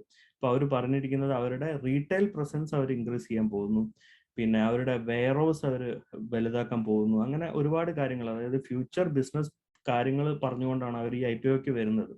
അപ്പൊ ഈ 53,000 കോടി മാർക്കറ്റ് ക്യാപിറ്റൽ ഉള്ള ഒരു കമ്പനി 62 കോടിയുടെ പ്രോഫിറ്റ് അല്ലല്ലോ ഉണ്ടാക്കുക. അത് വളരെ ഈസി ആയിട്ട് അതിലും എത്രയോ മുകളിലേക്ക് പോകുന്നുള്ള ഒരു പ്രതീക്ഷ നമുക്കുണ്ട്. അപ്പൊ ഇവിടെ കമ്പനിയുടെ ഫിനാൻഷ്യൽ ഈ 62 കോടിയിൽ നിന്ന് മുകളിലേക്ക് പോകുന്ന സമയത്ത് നമുക്ക് ഉണ്ടാവുന്ന EPSനകത്ത്, അതായത് ഏർണിങ്സ് പെർ ഷെയറിനകത്ത് വലിയൊരു മാറ്റം ഉണ്ടാവുകയും അതിനെ നമ്മൾ ഡിവൈഡ് ചെയ്ത് മാർക്കറ്റ് പ്രൈസ് ആയിട്ട് ഡിവൈഡ് ചെയ്ത് കിട്ടുന്ന ഒരു നമ്പർ ഇവിടെ അപ്ലൈ ചെയ്യുമ്പോൾ ഇതിന്റെ PE വളരെ താഴത്തേക്ക് പോവുകയും ചെയ്യും എന്നുള്ള പ്രതീക്ഷയിലാണ് ആളുകൾ ഇതിൽ ഇൻവെസ്റ്റ് ചെയ്യുന്നത്. പക്ഷെ അറ്റ് ദി ഫസ്റ്റ് വ്യൂ, അല്ലെങ്കിൽ ഇതിന്റെ ഇപ്പോഴത്തെ ഒരു കണ്ടീഷനകത്ത് നമ്മൾ നോക്കുകയാണെങ്കിൽ ഈ IPO വളരെ ഓവർ പ്രൈസ്ഡ് ആണ്. ഫ്യൂച്ചറിൽ എപ്പോഴെങ്കിലും സംഭവിക്കാവുന്ന ഒരു കാര്യത്തിന് വേണ്ടിയിട്ട് നമ്മൾ ഇന്ന് പൈസ മുടക്കണോ എന്ന് വേണ്ടിയിട്ടാണ് എന്ന് ചിന്തിച്ചിട്ടാണ് നമ്മൾ ഈ ഒരു കാര്യം സെലക്ട് ചെയ്യേണ്ടത്. അപ്പൊ ഇവിടെ ഓൾറെഡി നൈക്കയുടെ IPO ഓവർ സബ്സ്ക്രൈബ്ഡ് ആയി 4 times 5 times ഓൾറെഡി ഇപ്പൊ ഈ ഒരു കറണ്ട് സിറ്റുവേഷനിൽ തന്നെ 4 to 5 times ആൾക്കാർ അതിനെ കൂടുതൽ അപ്ലൈ ചെയ്തിട്ടുണ്ട്. നമ്മൾ കഴിഞ്ഞ ക്ലാസ്സിൽ എന്താ പഠിച്ചത്? IPOക്ക് കൂടുതൽ ആൾക്കാർ സബ്സ്ക്രൈബ് ചെയ്യുന്ന സമയത്ത് അതിനകത്തുനിന്ന് ലക്കി ഡ്രോ പോലെ ആളുകളെ തെരഞ്ഞെടുത്തിട്ടാണ് കിട്ടുക എന്നുള്ളത്. അപ്പം 5 times ആൾക്കാർ ഇതിൽ ഓൾറെഡി അപ്ലൈ ചെയ്തിട്ടുണ്ട്. ഇവർക്ക് ഈ ഷെയർ ലിസ്റ്റിങ്ങിന്, അതായത് ഈ ഒരു ലക്കി ഡ്രോനകത്ത് കിട്ടിയിട്ടില്ലെങ്കിൽ ഇത് മാർക്കറ്റിൽ ലിസ്റ്റ് ആവുന്ന സമയത്ത് എന്താ സംഭവിക്കുക? അവർ ആ സമയത്ത് അതിനെ വാങ്ങിക്കാൻ ശ്രമിക്കുക അല്ലേ. അപ്പം മാർക്കറ്റിൽ ഡിമാൻഡ് കൂടുമ്പോൾ എന്താ സംഭവിക്കുക? അവിടെ പിന്നെയും അതിന്റെ പ്രൈസ് മുകളിലേക്ക് പോകും. ഇപ്പം നമുക്ക് കിട്ടിയിരിക്കുന്ന 803 എന്ന് പറയുന്ന ഒരു ഫിഗർ അവിടെ പിന്നെയും ഇൻക്രീസ് ആവും അല്ലേ. കാരണം എന്താ? ഇവിടെ മാർക്കറ്റ് പ്രൈസ് ലിസ്റ്റിങ്ങിന്റെ മുന്നേ ഉള്ള മാർക്കറ്റ് പ്രൈസ് 1125 ആണെന്ന് പറഞ്ഞു. ഇപ്പൊ ലിസ്റ്റിങ്ങിന് ശേഷം ചിലപ്പോൾ അത് 1300 1400 ഒക്കെ ആവാം. അപ്പൊ 1400 ഒക്കെ ആവുന്ന അനുസരിച്ചിട്ട് ഇതിന്റെ PE റേഷ്യോ 1000ന്റെ മുകളിലേക്കൊക്കെ പോവാം. അപ്പം അങ്ങനെയാണ് നമ്മളൊരു PE റേഷ്യോ വിലയിരുത്തിക്കൊണ്ട് നമ്മളൊരു ഷെയറിൽ ഇൻവെസ്റ്റ് ചെയ്യുന്നത്. ഒരു ലിസ്റ്റിംഗ് ഗെയിന് വേണ്ടിയിട്ട് നമുക്ക് അപ്ലൈ ചെയ്തിട്ട് ചെയ്തുകൂടെ? അങ്ങനെ ചെയ്യുന്നതിന് അങ്ങനെ കിട്ടാൻ ലിസ്റ്റിംഗ് ഗെയിൻ ഉണ്ടാവാൻ സാധ്യതയല്ലേ? ലിസ്റ്റിംഗ് ഗെയിൻ എക്സ്പെക്ട് ചെയ്തിട്ടാണ് ഇതിൽ നമ്മൾ ഇൻവെസ്റ്റ് ചെയ്യേണ്ടത്. കാരണം 5 times ഓവർ സബ്സ്ക്രിപ്ഷൻ വന്ന സ്ഥിതിക്ക് ഒരു 20 to 30% ലിസ്റ്റിംഗ് ഗെയിൻ ഉണ്ടാവും. അപ്പം പുതിയ ആൾക്കാർക്ക് സംശയം ഉണ്ടാവും എന്താണ് ലിസ്റ്റിംഗ് ഗെയിൻ എന്ന് പറഞ്ഞിട്ടുണ്ടെങ്കിൽ. ലിസ്റ്റിംഗ് ഗെയിൻ എന്ന് പറഞ്ഞു കഴിഞ്ഞിട്ടുണ്ടെങ്കിൽ ഒരു IPO അതിന്റെ കട്ട് ഓഫ് പ്രൈസ് നമ്മൾ 1125 എന്ന് പറഞ്ഞു. ഈ പ്രൈസിന് നമുക്ക് ഈ ഷെയർ കിട്ടിക്കഴിഞ്ഞാൽ നമ്മൾ ഇത് ഫസ്റ്റ് ഡേ മാർക്കറ്റിനകത്ത് ലിസ്റ്റ് ചെയ്യുന്ന സമയത്ത് തന്നെ അവിടെ കൂടുതൽ ഡിമാൻഡ് ഉണ്ടാവുകയും ഈ ഷെയർ കൂടുതൽ ഉയർന്ന വിലയിൽ ആൾക്കാർ വാങ്ങാൻ തയ്യാറായിട്ട് മാർക്കറ്റിൽ നിൽക്കുകയും ചെയ്യുന്നുണ്ടാവും. ആ ഒരു സമയത്താണ് നമുക്ക് ഇതിൽ ഒരു ഉയർന്ന വിലയ്ക്ക് ഇതിനെ വിൽക്കാൻ പറ്റുന്നത്. ഇതിനെയാണ് നമ്മൾ ലിസ്റ്റിംഗ് ഗെയിൻ എന്നുള്ളതിനെ കൊണ്ട് ഉദ്ദേശിക്കുന്നത്. അപ്പൊ ഇവിടെ നമ്മൾ ഏകദേശം 15,000 രൂപയോളം ഇൻവെസ്റ്റ് ചെയ്തിട്ട് നമ്മൾ ഏകദേശം ഒരു 5-6 ദിവസം ബ്ലോക്ക് ചെയ്ത് വെച്ചാൽ, ആ പൈസ ബ്ലോക്ക് ചെയ്ത് വെച്ചാൽ നമുക്ക് 20% മുതൽ 30% വരെ ലാഭം കിട്ടാനുള്ള ഒരു ഓപ്പർച്യൂണിറ്റി ഉണ്ടാകുമ്പോൾ എല്ലാവരും അതിൽ അപ്ലൈ ചെയ്യും. അതാണ് ഇത് ഇത്രയും ഓവർ സബ്സ്ക്രൈബ്ഡ് ആവാനുള്ള കാരണം. നമുക്ക് നമ്മുടെ ടോപ്പിക്കിലേക്ക് തിരിച്ചു വരാം. നമ്മൾ ഇപ്പം PEക്ക് എന്തെങ്കിലും ബെഞ്ച് മാർക്ക് ഉണ്ടോ, അല്ലെങ്കിൽ അത് പിയർ ടു പിയർ കമ്പാരിസൺ മാത്രമാണ് നോക്കണേ? PEക്ക് ബെഞ്ച് മാർക്ക് ഒന്നും തന്നെ ഇല്ല എന്നുള്ളതാണ് സത്യം. നമ്മൾ പിയർ ടു പിയർ കമ്പാരിസൺ മാത്രമേ അവിടെ നോക്കാൻ പറ്റുള്ളൂ. കാരണം എന്താണെന്ന് വെച്ചാൽ ഇപ്പൊ നമ്മൾ പറയാം ഒരു 20 PE ഉള്ള കമ്പനിയാണ് ഒരു ഡീസന്റ് കമ്പനി എന്ന് എനിക്ക് വേണമെങ്കിൽ ബ്ലാങ്ക്ലി പറയാം. പക്ഷെ അതൊരു റൈറ്റ് സ്റ്റേറ്റ്മെന്റ് അല്ല. ഒരു 5% റിട്ടേൺ പ്രതീക്ഷിച്ചും കൊണ്ട് നിങ്ങൾ ഇൻവെസ്റ്റ് ചെയ്യണം എന്ന് പറഞ്ഞു കഴിഞ്ഞിട്ടുണ്ടെങ്കിൽ അത് 20 ആയിരിക്കണമല്ലോ. കാരണം 100/20 ആണ് നിങ്ങൾക്ക് ഒരു 5% കിട്ടുന്നത്. പക്ഷെ ഇവിടെ പല കമ്പനികളും ഒരു ഔട്ട് ബ്രേക്ക് അല്ലെങ്കിൽ അതിന്റെ ഒരു ഷെയർ പ്രൈസ് ഇൻക്രീസ് ആവുന്ന സമയത്ത് ഒരു 40-45ന്റെ മുകളിലാണ് അതിന്റെ ഒരു ബ്രേക്ക് ഔട്ട് തന്നെ വരുന്നത്. അപ്പോൾ അത് അങ്ങനെയാണ് ഈ പി മാത്രം നോക്കിക്കൊണ്ട് നിങ്ങൾ അത് ചെയ്യ് എന്ന് പറഞ്ഞു കഴിഞ്ഞിട്ടുണ്ടെങ്കിൽ അതൊരു ഒരു തെറ്റായ മെസ്സേജ് ആയിരിക്കും ഞാൻ കൺവേ ചെയ്യുന്നത്. അപ്പൊ അതുകൊണ്ട് പി മാത്രമല്ല, നമ്മൾ പല റേഷ്യോസും എടുത്ത് നോക്കിക്കൊണ്ടാണ് നമ്മൾ അതിനെ കമ്പയർ ചെയ്യുന്നത്. ഓക്കെ, ഇനി നമുക്ക് എന്താണ് റിട്ടേൺ ഓൺ ഇക്വിറ്റി നോക്കാം. റിട്ടേൺ ROE എന്ന് പറയും. റിട്ടേൺ ഓൺ ഇക്വിറ്റി എന്ന് പറഞ്ഞു കഴിഞ്ഞിട്ടുണ്ടെങ്കിൽ നമ്മളുടെ കമ്പനിയുടെ net income divided by shareholders equity. അതായത് ഷെയർ ഹോൾഡേഴ്സിന്റെ കയ്യിൽ എത്ര ഇക്വിറ്റി ഷെയർസ് ഉണ്ടോ അതിനെ നെറ്റ് ഇൻകം ആയിട്ട് ഡിവൈഡ് ചെയ്തിട്ട് കിട്ടുന്ന ഒരു ഫിഗറാണ് നമ്മൾ ROE എന്ന് പറയുന്നത്. ഇപ്പം ROE നമ്മൾ വളരെ സിംപ്ലിഫൈ ചെയ്ത് പറയുകയാണെങ്കിൽ ഷെയർ ഹോൾഡേഴ്സിന്റെ ക്യാപിറ്റൽ യൂസ് ചെയ്തുകൊണ്ട് ആ കമ്പനി എത്ര പ്രോഫിറ്റ് ഉണ്ടാക്കുന്നു എന്നുള്ള ഒരു റേഷ്യോ ആണ് ROE എന്ന് പറയുന്നത്. ഇതിനോട് വളരെ സിമിലർ ആയിട്ടുള്ള മറ്റൊരു റേഷ്യോ ആണ് ROCE എന്ന് പറയുന്നത്. ROCE എന്ന് പറഞ്ഞിട്ടുണ്ടെങ്കിൽ റിട്ടേൺ ഓൺ ക്യാപിറ്റൽ എംപ്ലോയിഡ് ആണ്. അതായത് കമ്പനിയുടെ മൊത്തം ക്യാപിറ്റൽ, അതിൽ നിന്ന് കമ്പനി എത്രത്തോളം റിട്ടേൺ ഉണ്ടാക്കുന്നു എന്നുള്ളതാണ്. അപ്പൊ അതിനകത്ത് നമുക്ക് പല ഫാക്ടേഴ്സും വരും. അവിടെ ഷെയർ ഹോൾഡേഴ്സിന്റെ ഫണ്ട് ഉണ്ടാവാം, അവിടെ പിന്നെ ഫൗണ്ടേഴ്സിന്റെ ഫണ്ട് ഉണ്ടാവും, പിന്നെ കമ്പനി എടുത്ത ലോണുകൾ ഉണ്ടാവാം. അപ്പൊ ഇങ്ങനത്തെ കാര്യങ്ങളെല്ലാം യൂസ് ചെയ്തുകൊണ്ട് അതിൽ നിന്ന് കമ്പനി എത്രത്തോളം പ്രോഫിറ്റ് ജനറേറ്റ് ചെയ്യാൻ പറ്റുന്നു എന്നുള്ള ഒരു ഫിഗറിനെയാണ് ROCE എന്ന് പറയുന്നത്. ഇപ്പൊ ROCEന്റെ ഇക്വേഷൻ എന്ന് പറയുന്നത് എബിറ്റ്, അതായത് earnings before tax and interest divided by capital employed. ഈ ഒരു ഫിഗറാണ് നമ്മൾ ROCE എന്നുള്ള വാല്യൂവിനകത്ത് നമ്മൾ കാൽക്കുലേറ്റ് ചെയ്യുന്നത്. അപ്പൊ ഇതിനൊന്ന് സമ്മറൈസ് ചെയ്ത് ഇത്രയും കാര്യങ്ങൾ വെച്ചിട്ടാണ് നമ്മൾ നമ്മളുടെ ഷെയറിനെ സെർച്ച് ചെയ്യാൻ പോകുന്നത്. അപ്പൊ ഇതിനൊന്ന് നമ്മൾ സമ്മറൈസ് ചെയ്ത് പറയുകയാണെങ്കിൽ നമ്മൾ ആദ്യം നോക്കിയത് EPS എന്താണെന്നാണ്. അപ്പൊ EPS എന്താണ് സിമ്പിൾ വേർഡ്സിനകത്ത് പറയുകയാണെങ്കിൽ കമ്പനിയുടെ ലാഭം വീതിച്ചാൽ ഒരു ഷെയറിന് എത്ര രൂപ ലഭിക്കും എന്നുള്ളതാണ് EPS എന്നുള്ളതാണ് കൊണ്ട് നമ്മൾ മനസ്സിലാക്കുന്നത്. നിങ്ങൾ ഇതിന്റെ സ്ക്രീൻഷോട്ട് എടുത്ത് വെച്ചോളൂ. നിങ്ങൾക്ക് എപ്പോഴും സംശയം തോന്നുകയാണെങ്കിൽ നിങ്ങൾക്ക് നോക്കാം. രണ്ടാമത് P റേഷ്യോ ആണ് നമ്മൾ നോക്കുന്നത്. അപ്പോൾ 1 രൂപ ലാഭം ഉണ്ടാക്കാൻ നമ്മൾ എത്ര രൂപ ആ കമ്പനിയിൽ പേ ചെയ്യണം, അല്ലെങ്കിൽ ആ ഷെയർ എത്ര രൂപയ്ക്ക് വാങ്ങണം എന്നുള്ളതാണ് നമ്മൾ PE റേഷ്യോ എന്നുള്ളതിനെ കൊണ്ട് ഉദ്ദേശിക്കുന്നത്. ROE റിട്ടേൺ ഓൺ ഇക്വിറ്റി എന്ന് പറഞ്ഞിട്ടുണ്ടെങ്കിൽ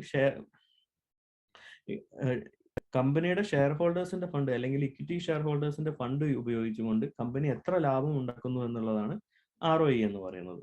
ROCE എന്ന് പറഞ്ഞാൽ മൊത്തം ക്യാപിറ്റലും ലോണും എല്ലാം യൂസ് ചെയ്തുകൊണ്ട് കമ്പനി എത്രത്തോളം ലാഭം ഉണ്ടാക്കുന്നു എന്നുള്ളതാണ് ROCE എന്ന് പറയുന്നത്. അപ്പോൾ ഞാനിത് വളരെ സിമ്പിൾ വേർഡ്സിനകത്ത് ഇങ്ങനെ പറഞ്ഞു, പക്ഷെ ഇങ്ങനെയല്ല, ഇതിന്റെ ഒരുപാട് ഡീറ്റെയിൽസിലേക്ക് പോകാനുണ്ട്, ഒരുപാട് കാര്യങ്ങൾ ഇതിൽ നോക്കാനുണ്ട്. പക്ഷെ എല്ലാവർക്കും സിമ്പിൾ ആയിട്ട് മനസ്സിലാവുന്ന രീതിയിൽ ഏറ്റവും ചുരുക്കിയിട്ട് ഇങ്ങനെ എനിക്ക് പറയാൻ സാധിക്കുള്ളൂ. അപ്പോൾ ഇതെല്ലാവർക്കും മനസ്സിലായി കാണും എന്ന് വിചാരിക്കുന്നു. എന്തൊക്കെയാണ് നമ്മളുടെ ക്രൈറ്റീരിയാസ് ആയിട്ട് വെക്കാൻ പോകുന്നത് എന്നുള്ളത് നമുക്ക് നോക്കാം. അപ്പം നമ്മൾ ഇവിടെ ക്രൈറ്റീരിയ ആയിട്ട് വെക്കാൻ പോകുന്നത് EPS growth rate. EPS growth rate year on year ബേസിസിനകത്ത്, പിന്നെ 17% EPS ഗ്രോത്ത് റേറ്റ് ഉള്ള കമ്പനികൾ, ഒരു കൺസിസ്റ്റന്റ് ആയിട്ട് 17% റിട്ടേൺ തരുന്ന കമ്പനികൾ. ഓക്കെ, പിന്നെ ROE എന്ന് പറയുന്നത് 12% or above, ROCE 17% or above. PE നമ്മളിവിടെ നമ്മുടെ സെർച്ച് ക്രൈറ്റീരിയയിൽ യൂസ് ചെയ്യുന്നില്ല. അത് വളരെ കുറവാണെങ്കിലോ വളരെ കൂടുതലാണെങ്കിലോ മാത്രം നമ്മൾ അതിനെ അവോയ്ഡ് ചെയ്യുന്നു. അത് PE നമ്മൾ ഒരു പെർട്ടിക്കുലർ നമ്പർ വെച്ചിട്ട് ഇവിടെ സെർച്ച് ചെയ്യുന്നില്ല. ഓക്കെ, ഇനി അടുത്തത് ഈ സെയിൽസ് ഗ്രോത്ത് ആണ്. അതായത് കമ്പനിക്ക് വർഷാവർഷങ്ങൾ കമ്പനി കൺസിസ്റ്റന്റ് ആയിട്ട് സെയിൽസ് ഗ്രോത്ത് ഉണ്ടാവുന്നുണ്ടോ, അല്ലെങ്കിൽ കമ്പനി ഒരു സ്റ്റാഗ്നന്റ് ആയിട്ടുള്ള ഒരേ ലെവലിൽ അങ്ങ് നിന്ന് പോകുന്നുണ്ടോ എന്നുള്ള കാര്യമാണ് നമ്മൾ വേറെ ഒന്ന് സെർച്ച് ചെയ്ത് നോക്കുന്നത്. പിന്നെ FII DII ഹോൾഡിങ്സ്. ഈ FII എന്ന് പറഞ്ഞു കഴിഞ്ഞിട്ടുണ്ടെങ്കിൽ ഫോറിൻ ഇൻസ്റ്റിറ്റ്യൂഷണൽ ഇൻവെസ്റ്റേഴ്സ്, അതേമാതിരി ഡൊമസ്റ്റിക് ഇൻസ്റ്റിറ്റ്യൂഷണൽ ഇൻവെസ്റ്റേഴ്സ്, ഇതാണ് FII ആൻഡ് DIIs എന്നുള്ളതിനെ കൊണ്ട് ഉദ്ദേശിക്കുന്നത്. അപ്പൊ ആരാണ് ഇവർ? ഇപ്പൊ നമ്മൾ DII എന്ന് പറയുമ്പോൾ നമ്മളുടെ ഇന്ത്യയിലുള്ള മ്യൂച്വൽ ഫണ്ട് ഹൗസുകൾ, അങ്ങനത്തെ വലിയ വലിയ കമ്പനികളും ഷെയർ മാർക്കറ്റിനകത്ത് ഇൻവെസ്റ്റ്മെന്റ് നടത്തുന്ന വലിയ വലിയ കമ്പനികൾ ഉണ്ടാവും. അവരെയാണ് നമ്മൾ DII എന്ന് വിളിക്കുന്നത്. ഇതേപോലെ തന്നെ വിദേശത്ത് നിന്ന് നമുക്ക് ലഭിക്കുന്ന ഇൻവെസ്റ്റ്മെന്റിനെയാണ് നമ്മൾ FII എന്ന് വിളിക്കുന്നത്. അപ്പൊ നിങ്ങൾക്ക് മാർക്കറ്റിനകത്ത് നിങ്ങൾ സ്ഥിരമായിട്ട് കേൾക്കുന്ന FII ഹോൾഡിങ്സ് അല്ലെങ്കിൽ DIIs ഹോൾഡിങ്സ് ഒന്നും പിന്നെ FII ഇത്ര എമൗണ്ടിന്റെ ഷെയർ, അതായത് 2000 കോടിയുടെ ഷെയർ മാർക്കറ്റിൽ വിറ്റതുകൊണ്ട് മാർക്കറ്റ് ഇടിഞ്ഞു, DIIs 1000 കോടിയുടെ ഷെയർ വാങ്ങിച്ചതുകൊണ്ട് മാർക്കറ്റ് കയറി എന്നൊക്കെ നിങ്ങൾ സ്ഥിരമായിട്ട് കേൾക്കുന്നതായിരിക്കും. ഇനി നമ്മൾ ഒരു വെബ്സൈറ്റ് ആണ് ഇവിടെ പരിചയപ്പെടാൻ പോകുന്നത്. സ്ക്രീനർ എന്ന് പറയുന്ന ഒരു വെബ്സൈറ്റ് ആണ്. ഞാൻ വെബ്സൈറ്റ് കാണിക്കാം. ഓക്കെ, ഇതാണ് സ്ക്രീനർ എന്നുള്ള വെബ്സൈറ്റ്. ഇവിടെ screener.in എന്ന് അടിച്ചു കഴിഞ്ഞിട്ടുണ്ടെങ്കിൽ നിങ്ങൾക്ക് ഈ ഒരു വെബ്സൈറ്റ് ഓപ്പൺ ആയിട്ട് വരും. ഓപ്പൺ ആയി വന്നു കഴിഞ്ഞിട്ടുണ്ടെങ്കിൽ നിങ്ങളൊരു പുതിയൊരു അക്കൗണ്ട് ഇവിടെ ക്രിയേറ്റ് ചെയ്യാം. ഈ ഒരു സെഷനകത്ത് പോയിട്ട് ഇവിടെ ലോഗിൻ സെഷൻ ഉണ്ട്, അവിടെ ഒരു അക്കൗണ്ട് നിങ്ങൾ ക്രിയേറ്റ് ചെയ്ത് വെക്കുക.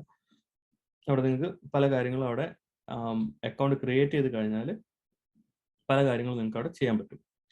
ഓക്കെ, ഇവിടെ നമുക്ക് ഒരു കമ്പനിയെ പറ്റിയിട്ട് സെർച്ച് ചെയ്യണമെന്നുണ്ടെങ്കിൽ നമ്മൾ ഇനീഷ്യലി ഇപ്പോൾ ഒരു കമ്പനി സെർച്ച് ചെയ്യാണ്, SBI ആണ് നമ്മൾ നോക്കുന്നതെന്ന് വെച്ചാൽ ഇവിടെ SBI എന്ന് ടൈപ്പ് ചെയ്ത് കൊടുത്താൽ ആ കമ്പനിയുടെ ഡീറ്റെയിൽസ് ഇവിടെ ഓപ്പൺ ആയിട്ട് വരും. അപ്പോൾ നിങ്ങൾക്ക് ഇവിടെ ആദ്യം കാണുന്നത് എന്താണ്? മാർക്കറ്റ് ക്യാപിറ്റൽ അല്ലേ, 4,48,000 കോടിയുടെ മാർക്കറ്റ് ക്യാപിറ്റലാണ് SBIക്ക് ഉള്ളത് എന്ന് ഇവിടെ കാണാം. കറണ്ട് മാർക്കറ്റ് പ്രൈസ് 502 ആണ്. അതായത് മാർക്കറ്റിൽ ഇന്ന് ഈ ഷെയർ ട്രേഡ് ചെയ്ത് ക്ലോസ് ചെയ്തത് 502 രൂപയ്ക്കാണെന്ന് കാണാം. അവിടെ തന്നെ ഹൈയും ലോയും കാണുന്നുണ്ട്. 527 രൂപ വരെ പോയിട്ടുണ്ടായിരുന്നു. ഇത് ഒരു വർഷത്തെയാണ് കാണിക്കുന്നത്. അതിൽ 186 രൂപ വരെയും ഉണ്ടായിരുന്ന ഷെയർ ആയിരുന്നു എന്നും കാണിക്കുന്നുണ്ട്. 186 രൂപ എന്നുള്ള ഷെയർ ഒരു വർഷം കൊണ്ട് 527 രൂപ വരെ പോയിട്ടുണ്ട്. അപ്പൊ അത്രയും പിന്നെ ഗ്രോത്ത് ഈ ഒരു കമ്പനിക്ക്, മീൻസ് ഈ ഒരു ഷെയറിന് ഉണ്ടായിട്ടുണ്ട്, കമ്പനിക്കല്ല ഷെയറിന് ഉണ്ടായിട്ടുണ്ട്. പിന്നെ അവിടെ അതിന്റെ PE റേഷ്യോ ആണ് കാണിക്കുന്നത്. 17.9 ആണ് അതിന്റെ PE റേഷ്യോ കാണിക്കുന്നത്. അപ്പൊ നമ്മളിപ്പം പഠിച്ച ഒരു കാര്യം വെച്ചിട്ട് ഇതിന് നല്ലൊരു PE റേഷ്യോ ആണ് അല്ലെ, ഇത് 17.9 എന്ന് പറയുന്നത് PE റേഷ്യോ ആണ് അവിടെ കാണിക്കുന്നത്. പിന്നെ ഇവിടെ ഒരുപാട് പിന്നെ കാൽക്കുലേഷൻസ് ഉണ്ട്. അപ്പൊ അതിലേക്ക് നമ്മൾ ഡീറ്റെയിൽഡ് ആയിട്ട് പോയിട്ടില്ല.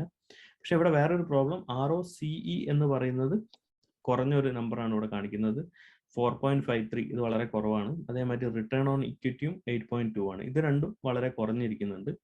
അപ്പം അതായത് മൊത്തം ക്യാപിറ്റൽ, മൊത്തം ഷെയർ ഹോൾഡേഴ്സിന്റെ ക്യാപിറ്റൽ ഉപയോഗിച്ചിട്ട് അവർക്ക് ഉണ്ടാക്കാൻ പറ്റിയത് 8.21% ആണ്. കമ്പനിയുടെ മൊത്തം എല്ലാ ലോണും കാര്യങ്ങളും എല്ലാം കൺസിഡർ ചെയ്തിട്ടും കമ്പനിക്ക് 4.5% മാത്രമേ പ്രോഫിറ്റ് ഉണ്ടാക്കാൻ പറ്റിയിട്ടുള്ളൂ എന്നാണ് ഇവിടെ കാണിക്കുന്നത്. ഇത് രണ്ടുമാണ് പ്രധാനമായിട്ടുള്ള റേഷ്യോസ് ഇവിടെ കാണിക്കുന്നത്.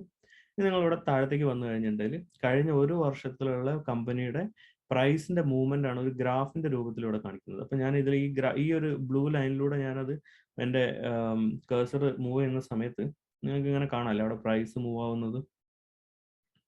പ്രൈസിൽ വരുന്ന വ്യത്യാസം നിങ്ങൾക്ക് കാണാൻ പറ്റുന്നുണ്ടോ? അവിടെ റുപ്പീസ് എന്ന് പറഞ്ഞിട്ട് ഫസ്റ്റ് കാണുന്നത് 412,319, 406, 394, 380 അങ്ങനെ പറഞ്ഞ് താഴത്തേക്ക് വന്ന് 341, അങ്ങനെ വന്ന് പ്രൈസ് മുകളിലേക്ക് അങ്ങ് കയറിപ്പോയി അല്ലേ. ഇപ്പോൾ ഇവിടെ 527 ഇവിടെ മുന്നേ എത്തിയിട്ടുണ്ടായിരുന്നു എന്ന് പറഞ്ഞു. ഇപ്പോൾ 500 നിൽക്കുന്നു, ആ ഒരു റേഞ്ചിൽ നിൽക്കുന്നു. അപ്പോൾ അതിൻ്റെ ഒരു പ്രൈസ് ആക്ഷൻ ആണ് ഇവിടെ കാണിച്ചിരിക്കുന്നത്. ഈ ബാക്കി രണ്ട് ലൈനും ഇപ്പൊ ഞാൻ എന്താന്ന് പറഞ്ഞാൽ നിങ്ങൾക്ക് മനസ്സിലാവില്ല. നമുക്ക് ടെക്നിക്കൽ അനാലിസിസിനകത്ത് അത് പഠിക്കാം. അത് മൂവിങ് ആവറേജസ് ആണ്. അതിനൊരു ആവറേജ് എത്ര ലെവലിലാണ് അത് മൂവ് ചെയ്തുകൊണ്ടിരിക്കുന്നത് എന്നുള്ളതാണ് അവിടെ കാണിക്കുന്നത്. നമുക്ക് അവിടെ ഇവിടെ കമ്പനിയുടെ പ്രോസ് ആൻഡ് കോൺസ് കാണിക്കുന്നുണ്ട്. അപ്പൊ ഇവിടെ പ്രോസിനകത്ത് SBIനകത്ത് ഒന്നും കാണിച്ചിട്ടില്ല. സാധാരണ ഇവിടെ എന്തെങ്കിലുമൊക്കെ ഉണ്ടാവും, ഇവിടെ ഒന്നുമില്ല. ഈ കമ്പനിക്ക് എല്ലാം നെഗറ്റീവ് ആണെന്നാണ് സ്ക്രീനർ പറയുന്നത്. കമ്പനി ഒന്ന് പറയുന്നത് company law interest coverage ratio ആണുള്ളത്. പിന്നെ company has delivered poor sales growth, 4% sales growth കഴിഞ്ഞ 5 വർഷമായിട്ട് ഉണ്ടാക്കിയിട്ടുള്ളൂ എന്ന് പറയുന്നു. പിന്നെ ലോ റിട്ടേൺ ഓൺ ഇക്വിറ്റി, ഞാൻ നേരത്തെ പറഞ്ഞില്ല, റിട്ടേൺ ഓൺ ഇക്വിറ്റി വളരെ കുറവാണെന്നുള്ളത് നേരത്തെ പറഞ്ഞു. അപ്പോൾ അങ്ങനെയൊക്കെയാണ് ഇവിടെ പറഞ്ഞിരിക്കുന്നത് ഇതിന്റെ ഒരു കമ്പാരിസണിനകത്ത്. ഇനി ഇവിടെ നിങ്ങൾക്ക് പിയർ കമ്പാരിസൺ കാണാം. മറ്റ് ബാങ്കുകളായിട്ടുള്ള കമ്പാരിസൺ ഇവിടെ താഴെ കാണാം. സ്റ്റേറ്റ് ബാങ്ക് ആണ് ഏറ്റവും മുകളിൽ നിൽക്കുന്നത്. 17 ആണ് അതിന്റെ PE റേഷ്യോ. മാർക്കറ്റ് ക്യാപിറ്റൽ 4 ലക്ഷം കോടിയുടെ മുകളിലുണ്ട്. പിന്നെ ലാസ്റ്റ് ക്വാർട്ടറിനകത്ത് 7,400 കോടിയുടെ പ്രോഫിറ്റ് ഉണ്ടാക്കിയിട്ടുണ്ട്. അങ്ങനെ നിങ്ങൾക്ക് ഇവിടെ എല്ലാ റേഷ്യോസും കാണാം. നമ്മളിപ്പോൾ പറഞ്ഞ റേഷ്യോസ് ROCE ഉണ്ട്, ROE ഉണ്ട്, ഡെപ്റ്റ് ഇക്വിറ്റി EPS ഉണ്ട്, പ്രോഫിറ്റ് ഉണ്ട്, സെയിൽസ് ഗ്രോത്ത്, ഇതെല്ലാം ഇവിടെ കാണിക്കുന്നുണ്ട്. ഓക്കെ, അപ്പൊ ഇങ്ങനെയാണ് നമ്മൾ ഒരു കമ്പനിയുടെ കാര്യങ്ങൾ കമ്പയർ ചെയ്യുന്നത്. അപ്പൊ ഇനി നിങ്ങൾക്ക് ഇതിന്റെ പിയേഴ്സുമായിട്ട് നിങ്ങൾക്ക് ഇതിനെ കമ്പയർ ചെയ്ത് നോക്കാം. ഇപ്പം സ്റ്റേറ്റ് ബാങ്കും ബാങ്ക് ഓഫ് ബറോഡ ആയിട്ട് നിങ്ങൾക്ക് ഇവിടെ കമ്പയർ ചെയ്ത് നോക്കാം. അപ്പോൾ ഇതിന്റെ മാർക്കറ്റ് ക്യാപിറ്റലിൽ തന്നെ വലിയൊരു വ്യത്യാസം ഉണ്ട് അല്ലെ. ബാങ്ക് ഓഫ് ബറോഡ എന്ന് പറയുന്നത് SBIനെ കമ്പയർ ചെയ്യുമ്പോൾ വളരെ ചെറിയൊരു കമ്പനി ആയിട്ട് തോന്നും. 50,000 കോടിയുടെ ക്യാപിറ്റൽ ഉണ്ട്. സ്റ്റേറ്റ് ബാങ്ക് ഓഫ് ഇന്ത്യക്ക് 4 ലക്ഷം കോടിയുടെ ക്യാപിറ്റൽ ഉണ്ട്. അപ്പം പിന്നെ ബാക്കിയുള്ള കാര്യങ്ങളെല്ലാം അവിടെ ഉണ്ട്. അപ്പോൾ ഈ ഫിഗേഴ്സിനൊക്കെ കമ്പയർ ചെയ്തുകൊണ്ട് നമുക്ക് ഏത് കമ്പനിയിൽ നമ്മൾക്ക് ഇൻവെസ്റ്റ് ചെയ്യണം നോക്കാം. അപ്പം നിങ്ങൾക്ക് ഒരു തോന്നുകയാണ് എനിക്കിപ്പം TCS ടാറ്റ കൺസൾട്ടൻസി സർവീസിനകത്ത് ആ ഷെയർ വാങ്ങിച്ചാൽ കൊള്ളാമെന്നുണ്ട്. അപ്പോൾ ആ കമ്പനിയുടെ ഫിനാൻഷ്യൽസ് എങ്ങനെയുണ്ട് നോക്കട്ടെ എന്ന് പറഞ്ഞിട്ട് നിങ്ങളിവിടെ വരുന്നു. നിങ്ങൾക്ക് ഇവിടെ കാര്യങ്ങളെല്ലാം കാണാൻ സാധിക്കുന്നു എന്തൊക്കെയാണ് ഉള്ളത് എന്നുള്ളത്. നിങ്ങൾ താഴത്തേക്ക് പോകുന്നു. ഇവിടെ പിയർ ടു പിയർ കമ്പാരിസണിനകത്ത് വരുന്നു. ഓക്കെ, സ്ക്രീനർ ഇതിന് നമ്പർ 1 ആയിട്ട് തന്നെയാണ് ലിസ്റ്റ് ചെയ്തിരിക്കുന്നത്. പിന്നെ അതിന്റെ PE റേഷ്യോ എല്ലാം ഇവിടെ ഉണ്ട്. പിന്നെ അതിന്റെ ബാക്കി റേഷ്യോസ് എല്ലാം ഇവിടെ കൊടുത്തിട്ടുണ്ട്. അപ്പോൾ നിങ്ങൾ താഴത്തേക്ക് നോക്കുകയാണ്. ഓക്കെ, ഇവിടെ 34 PE ആണ് ഇതിനിരിക്കുന്നത്. HCL ടെക്നോളജീസ് ഇതിന്റെ PE റേഷ്യോ കുറച്ച് കുറവാണ്, 26 ഉള്ളൂ. അപ്പോൾ നിങ്ങൾ അതിന്റെ ഡീറ്റെയിൽസിലേക്ക് നോക്കുന്നു. പ്രോഫിറ്റും പിന്നെ ROCയും കാര്യങ്ങളെല്ലാം കമ്പയർ ചെയ്ത് നോക്കുന്നു. നിങ്ങൾക്ക് തോന്നുകയാണ് TCSന് പകരം HCL എടുത്തിട്ടുണ്ടെങ്കിൽ അത് നല്ലതായിരിക്കും എന്ന് തോന്നുകയാണെങ്കിൽ നിങ്ങൾ അപ്പം നിങ്ങൾ TCSൽ ഇൻവെസ്റ്റ് ചെയ്യാനാണ് വന്നത്, പക്ഷെ നിങ്ങൾ HCLനകത്ത് ഇൻവെസ്റ്റ് ചെയ്യാൻ തീരുമാനിക്കുന്നു. അങ്ങനെ നിങ്ങൾക്ക് ഇവിടുന്ന് ഡിഫറെൻറ്റ് കമ്പനീസിന്റെ ഫിനാൻഷ്യൽസ് നോക്കിയിട്ട് നിങ്ങൾക്ക് അതിനകത്ത് മാറ്റം വരുത്തും. അപ്പം നിങ്ങൾ TVS മോട്ടോഴ്സ് നോക്കുകയാണ്. TVS മോട്ടോഴ്സ് ആണ് നിങ്ങൾ ഇൻവെസ്റ്റ് ചെയ്യാൻ വിചാരിച്ചത്. നിങ്ങൾ വന്നു ഇവിടെ മാർക്കറ്റ് ക്യാപിറ്റൽ കണ്ടു, കറണ്ട് പ്രൈസ് കണ്ടു, PE റേഷ്യോ എല്ലാം നോക്കി അതിന്റെ പിയർ ടു പിയർ കമ്പാരിസണിലേക്ക് വന്നു. അതിന്റെ പ്രോസ് ആൻഡ് കോൺസ് നോക്കുന്ന സമയത്ത് company is expecting to give a good quarter result, അതായത് ഇനി വരുന്ന ക്വാർട്ടർ റിസൾട്ട് നല്ലൊരു റിസൾട്ട് തരാൻ എക്സ്പെക്ട് ചെയ്യുന്നുണ്ട് മാർക്കറ്റ് എന്നാണ് പറയുന്നത്. Company has been maintaining a healthy dividend pay out, 26% dividend continuously pay ചെയ്യുന്നുണ്ട് എന്നാണ് പറയുന്നത്. ഇതിന്റെ കോൺസ് നോക്കുകയാണെങ്കിൽ stock is trading at 7.84 times of its book value, അതായത് കമ്പനിയുടെ ബുക്ക് വാല്യൂവിനെക്കാട്ടും ഒരുപാട് ഹൈ ആണ് ഇത് ട്രേഡ് ചെയ്യുന്നത് എന്നാണ് പറയുന്നത്. കമ്പനിയുടെ ബുക്ക് വാല്യൂ എന്ന് പറഞ്ഞിട്ടുണ്ടെങ്കിൽ എന്താ, അതായത് നിങ്ങൾ ഈ കമ്പനി ഇവിടെ വെച്ചിട്ട് കമ്പനിയിൽ നിന്ന് ലിക്വിഡേറ്റ് ചെയ്ത് പോവുകയാണെങ്കിൽ, അതായത് ഈ കമ്പനീനെ ഇവിടെ വെച്ച് ക്ലോസ് ചെയ്തിട്ട് പോവുകയാണെങ്കിൽ ഓരോ ഷെയർ ഹോൾഡേഴ്സിനും എത്ര പൈസ കിട്ടും എന്നുള്ളതാണ് കമ്പനിയുടെ ബുക്ക് വാല്യൂ എന്ന് പറയുന്നത്. അപ്പൊ നിങ്ങളിപ്പോ ഇവിടെ നോക്കുകയാണെങ്കിൽ കമ്പനിയുടെ കറണ്ട് മാർക്കറ്റ് പ്രൈസ് 663 ആണെങ്കിൽ 663 ഇവിടെ എന്താ പറയുന്നത്, അതിന്റെ 7.84 times ആണ് അത് ട്രേഡ് ചെയ്യുന്നതെന്ന് പറയുന്നത്. അപ്പൊ നിങ്ങൾ ഇവിടെ ഈ പൈസക്ക്, അതായത് 666 രൂപയ്ക്ക് വാങ്ങിച്ച കമ്പനി ലിക്വിഡേറ്റ് ചെയ്ത് പോവുകയാണെങ്കിൽ നിങ്ങൾക്ക് ഒരു ഷെയറിന് 84 രൂപ 84.5 അത്രേ നിങ്ങൾക്ക് കിട്ടുള്ളൂ എന്നാണ് ഈ ഒരു പ്രൈസ് ടു ബുക്ക് വാല്യൂ പറയുന്നത്. Company has delivered A poor sales growth 11. അതായത് ലാസ്റ്റ് 5 വർഷത്തിൽ ആകെ 12% അടുത്തുള്ള ഒരു സെയിൽസ് ഗ്രോത്തേ കമ്പനിക്ക് ഉണ്ടായിട്ടുള്ളൂ എന്നാണ് പറയുന്നത്. പ്രൊമോട്ടർ ഹോൾഡിംഗ് ഡിക്രീസ് ആയിട്ടുണ്ട് എന്നാണ് പറയുന്നത്. അത് വളരെ വലിയൊരു കൺസേൺ ആണ്. പ്രൊമോട്ടർ ഹോൾഡിംഗ് എങ്ങനെയാണ് ഡിക്രീസ് ആവുക? കമ്പനിയിലുള്ള പ്രൊമോട്ടേഴ്സ് അവരുടെ ഷെയർസ് വിറ്റുകൊണ്ട് ആ കമ്പനിയിൽ നിന്ന് മാറി പോകുമ്പോഴാണ് അതിലുള്ള പ്രൊമോട്ടർ ഹോൾഡിംഗ് ഡിക്രീസ് ആവുന്നത്. അപ്പൊ അത് നെഗറ്റീവ് ആയിട്ടാണ് കാണിക്കുന്നത്. ഇത്തരം കാര്യങ്ങളാണ് ഈ കമ്പനിനകത്ത് നമ്മൾ ഫസ്റ്റ് അത് റീഡ് ചെയ്തപ്പോൾ മനസ്സിലായത്. അപ്പൊ ഇവിടെ വന്ന് നോക്കിയപ്പോൾ TVS മോട്ടോഴ്സിന്റെ പിയർ ടു പിയർ കമ്പാരിസണിൽ വേറെ 2 കമ്പനി കൂടി നിങ്ങൾ കാണുകയാണ്. ഹീറോ മോട്ടോകോപ്സും ഐഷർ മോട്ടോഴ്സ് നിങ്ങൾ കാണുന്നു. അപ്പൊ നിങ്ങൾ നോക്കുന്ന സമയത്ത് ഇവിടെ TVS മോട്ടോഴ്സിന് 37 PE ഉണ്ട്. At the same time Hero മോട്ടോഴ്സിൻ്റെ 17 ഉള്ളൂ. അത് കൊള്ളാലോ എന്ന് നിങ്ങൾക്ക് തോന്നുന്നു. At the same time market ക്യാപിറ്റലും ഹൈ ആണ് കമ്പയറിംഗ് ടു TVS മോട്ടോർ. അപ്പൊ നിങ്ങൾ അതിന്റെ ബാക്കിയുള്ള റേഷ്യോയിലേക്കൊക്കെ പോകുമ്പോൾ നിങ്ങൾക്ക് TVSനെക്കാട്ടും നല്ലൊരു കമ്പനിയാണ് ഹീറോ മോട്ടോകോപ്സ് എന്ന് തോന്നുമെങ്കിൽ നിങ്ങൾ അവിടെ ഈ ഒരു ഡിസിഷൻ മാറ്റിയിട്ട് നിങ്ങൾ ഹീറോ മോട്ടോകോപ്പിനകത്ത് ഇൻവെസ്റ്റ് ചെയ്യാൻ തീരുമാനിക്കുകയും ചെയ്യാണ്. അപ്പൊ ഇങ്ങനെയാണ് നമ്മൾ ഒരു കമ്പനീനെ ഇവാലുവേറ്റ് ചെയ്യുന്നത്. അപ്പൊ ഇതിന്റെ ഡീറ്റെയിൽഡ് ആയിട്ട് ഇവാലുവേറ്റ് ചെയ്യണമെങ്കിൽ ഇതിന്റെ ബുക്സ് എല്ലാം പഠിച്ചുകൊണ്ട് നമ്മൾ പോകണം. അതൊക്കെ കുറച്ചും കൂടി ഹയർ ലെവൽ ഇൻവെസ്റ്റ്മെന്റ് ഒക്കെ വരുന്ന സമയത്താണ് നമ്മൾ അതിലേക്കൊക്കെ പോവുക. ഇപ്പം ഇനീഷ്യലി ഒരു ആസ് എ ബിഗിനർ എന്നുള്ള രീതിയിൽ നിങ്ങൾക്ക് ഇങ്ങനെ കമ്പനിയുടെ കമ്പാരിസൺ ചെയ്യാൻ പറ്റും. ഇനി നമ്മൾ നേരത്തെ കുറെ കാര്യങ്ങൾ പഠിച്ചല്ലോ, അത് എന്തിനു വേണ്ടിയിട്ടാണ് നോക്കണ്ടേ? അപ്പൊ ഈ പറഞ്ഞതിൽ ആർക്കെങ്കിലും എന്തെങ്കിലും സംശയം ഉണ്ടോ? ഇവിടെ സെർച്ച് ചെയ്യുന്നതിനകത്ത് പറഞ്ഞതിൽ എനിക്കൊരു കമ്പനിയിൽ ഡെപ്റ്റ് എത്ര ഉണ്ട് എന്നാണ്, ഇത് ഏത് ഭാഗത്താണ് ആ ഡെപ്റ്റ് നമുക്ക് അറിയാൻ സാധിക്കുക? കമ്പനി കടമുണ്ടോ എന്നുള്ളത്, ഡെപ്റ്റ് ഇക്വിറ്റി റേഷ്യോ, അതാണോ കടമുണ്ട്? കമ്പനിയുടെ ഡെപ്റ്റും ഇക്വിറ്റി ആയിട്ടുള്ള റേഷ്യോ ആണ് ഇവിടെ കാണിക്കുന്നത്. കമ്പനിയുടെ ഡെപ്റ്റ് ഇക്വിറ്റി റേഷ്യോ ഒരു 1ന്റെ മുകളിലാണെങ്കിൽ ആ കമ്പനി ഇൻവെസ്റ്റ് ചെയ്യാതിരിക്കുന്നതാവും നല്ലത്. കൂടുതൽ കടം ഉണ്ടെങ്കിൽ ആ നമ്പർ കൂടും, അങ്ങനെയാണോ? ഈ നമ്പർ കൂടും.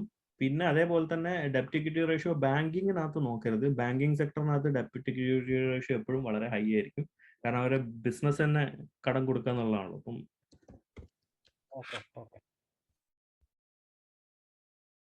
ഉണ്ടോ ഞാൻ പറഞ്ഞ ഒരു ഫിഗേഴ്സ് കൂടെ വരുന്നുണ്ടോ? അതായത് ഫിനാൻഷ്യൽ സെക്ടറിനകത്തുള്ള ഇതിനകത്ത് ഈ ഡെപ്റ്റ് ഇക്വിറ്റി റേഷ്യോ നോക്കിയാൽ നിങ്ങൾക്ക് വിചാരിച്ച റിസൾട്ട് ആയിരിക്കില്ല കിട്ടാന്ന് പറഞ്ഞു. ഇവിടെ 15, 12, 14 ഒക്കെയാണ് ഡെപ്റ്റ് ഇക്വിറ്റി റേഷ്യോ വരുന്നത്. ഓക്കെ, വേറെ എന്തെങ്കിലും സംശയങ്ങളുണ്ടോ? ഇല്ലാന്നുണ്ടെങ്കിൽ ഞാൻ ഇനി എങ്ങനെയാണ് നമ്മൾ പഠിച്ച കാര്യങ്ങൾ ഉപയോഗിച്ചിട്ട് ഒരു ഷെയറിനെ സെർച്ച് ചെയ്ത് കണ്ടുപിടിക്കുന്നത് നമുക്ക് നോക്കാം. അപ്പൊ ഇതിനകത്ത് നമ്മൾ പറഞ്ഞിരിക്കുന്നത് ഒന്ന് EPS ആണ്. ലാസ്റ്റ് ഇയർ EPS 12% മുകളിലായിരിക്കണം എന്നാണ് നമ്മൾ പറഞ്ഞിരിക്കുന്നത്. പിന്നെ EPS കഴിഞ്ഞ വർഷത്തെക്കാളും 17% ഇംപ്രൂവ് ഉണ്ടായിരിക്കണം. അതായത് നമ്മൾ പറഞ്ഞല്ലോ 17% ഗ്രോത്ത് നമുക്ക് ഉണ്ടാവണം EPSനകത്ത് എന്നുള്ളതാണ്. സെയിൽസ് ഗ്രോത്ത് 17% ആണ് പറയുന്നത്. Return on capital employed 17%. Market capitalisation 20,000 കോടിക്ക് മുകളിലുള്ളത്. അതായത് ലാർജ് ക്യാപ് കമ്പനീസിനാണ് ഇവിടെ നമ്മൾ സെർച്ച് ചെയ്യുന്നത് നമ്മുടെ ക്രൈറ്റീരിയ വെച്ചിട്ട്. ക്ലിയർ ആണല്ലോ അല്ലെ എന്താ പറഞ്ഞതെന്നുള്ളത്? ലാർജ് ക്യാപ് കമ്പനീസിലെ ഷെയർസിനെയാണ് നമ്മളിവിടെ സെർച്ച് ചെയ്യുന്നത്. അപ്പോൾ നിങ്ങൾ ഇവിടെ വരിക. ഇവിടെ വന്നു കഴിഞ്ഞിട്ടുണ്ടെങ്കിൽ നിങ്ങൾക്ക് ഇവിടെ സ്ക്രീൻസ് എന്ന് കാണാം. സ്ക്രീൻസിനകത്ത് ക്ലിക്ക് ചെയ്യാം. ക്രിയേറ്റ് ന്യൂ സ്ക്രീൻ എന്ന് കൊടുക്കാം. ഇവിടെ ഞാൻ ആ ടൈപ്പ് ചെയ്ത് വെച്ചിരിക്കുന്ന ക്രൈറ്റീരിയ ഞാനിവിടെ ഇടുകയാണ്. കോപ്പി പേസ്റ്റ് ചെയ്താണ്. ജിതിന് ഈ ഒരു ക്രൈറ്റീരിയ ഒന്ന് നമ്മുടെ ഗ്രൂപ്പിനകത്ത് പേസ്റ്റ് ചെയ്ത് കൊടുക്കണേ. ഓക്കെ, നമ്മൾ ഇങ്ങനെ സെർച്ച് ചെയ്ത് കഴിഞ്ഞപ്പോൾ നമുക്ക് ഇവിടെ ഒരുപാട് കമ്പനികൾ ലിസ്റ്റ് ചെയ്ത് വന്നു. ഇവിടെ ഒരുപാട് കമ്പനികൾ, ഏകദേശം 30ഓളം കമ്പനികൾ നമുക്കിവിടെ ലിസ്റ്റിംഗ് വന്നു കഴിഞ്ഞു. അപ്പോൾ ഈ കമ്പനികളുടെ എല്ലാം ഫണ്ടമെന്റൽസ് വളരെ സ്ട്രോങ് ആണ്. ഇനി നമുക്ക് ഈ കമ്പനികളെല്ലാം ഓരോ കമ്പനികളെ എടുത്ത് പരിശോധിച്ചുകൊണ്ട് അതിന്റെ പിയർ ടു പിയർ കമ്പാരിസൺ നടത്തിക്കൊണ്ട് നമുക്ക് എന്ത് ചെയ്യാം, ഈ കമ്പനികളിൽ ഇൻവെസ്റ്റ് ചെയ്യണോ വേണ്ടതെന്ന് നമുക്ക് തീരുമാനിക്കാം. ഇതെല്ലാം വളരെ സ്ട്രോങ് ആയിട്ടുള്ള കമ്പനികളാണ്. അപ്പോൾ നിങ്ങൾ ഇവിടെ ഇതിന്റെ എല്ലാം പി റേഷ്യോ കണ്ടു കഴിഞ്ഞിട്ടുണ്ടെങ്കിൽ നിങ്ങൾക്ക് കാണാം. അതായത് വളരെ സ്ട്രോങ് ആയിട്ടുള്ള കമ്പനികളുടെ പി റേഷ്യോ എപ്പോഴും വളരെ ഹൈ ആണല്ലേ. വളരെ കുറഞ്ഞ ഷെയറിൽ മാത്രമേ നിങ്ങൾക്ക് ഒരു 30യുടെ താഴെയെങ്കിലും പി റേഷ്യോ കാണാൻ പറ്റുള്ളൂ. ഒന്നിവിടെ ഹീറോ മോട്ടോകോപ്പിനകത്തുണ്ട്, എസ്കോട്ടിനകത്തുണ്ട്, കമ്മിൻസിനകത്തുണ്ട്. നമുക്ക് വെറുതെ ഒന്ന് നോക്കാം. എസ്കോട്ടിനകത്ത് പി റേഷ്യോ 22 ആണ് ഇരിക്കുന്നത്. എസ്കോട്ട് ഡിഫറെന്റ് ഇതുണ്ട്. അപ്പം ഇതിനകത്ത് ഓക്കെ നോക്കാം. അപ്പൊ ഇവിടെ വന്നു കഴിഞ്ഞിട്ടുണ്ടെങ്കിൽ നമ്മൾ ഇതാണ്ടോ, ഇവിടെ ഇതിന്റെ കമ്പാരിസണിൽ VST ട്രാക്ടേഴ്സ് ആണുള്ളത്. അവിടെ അതിന്റെ പി റേഷ്യോ ഓൾമോസ്റ്റ് 25 ആണ് അല്ലെ. ഇപ്പം പിയർ ടു പിയർ കമ്പാരിസണിനകത്ത് അത്ര വലിയ കൂടുതലൊന്നും അല്ല. അപ്പൊ അങ്ങനെ ഡിഫറെന്റ് കമ്പനീസ് നമ്മൾ കണ്ടത്. അവിടെ ഇപ്പം ഇൻഡസ് ടവേഴ്സ് കണ്ടു. ഇൻഡസ് ടവേഴ്സ് 13 ആണ്. നമ്മൾ ഇൻഡസ് ടവേഴ്സ് ഒന്ന് എടുത്ത് നോക്കിക്കഴിഞ്ഞിട്ടുണ്ടെങ്കിൽ അതിന്റെ പിയർ ടു പിയർ കമ്പാരിസണിൽ വരുന്നതിന്റെയും ഏകദേശം ആ ഒരു റേഞ്ചിലുള്ള പി തന്നെയാണ്. അപ്പൊ അത് നത്തിങ് അൺയൂഷ്വൽ എന്ന് നമുക്ക് മനസ്സിലാക്കിയിട്ട് ബാക്കി കാര്യങ്ങളും കൂടി സ്റ്റഡി ചെയ്തുകൊണ്ട് നമുക്ക് മുന്നോട്ട് പോവാം.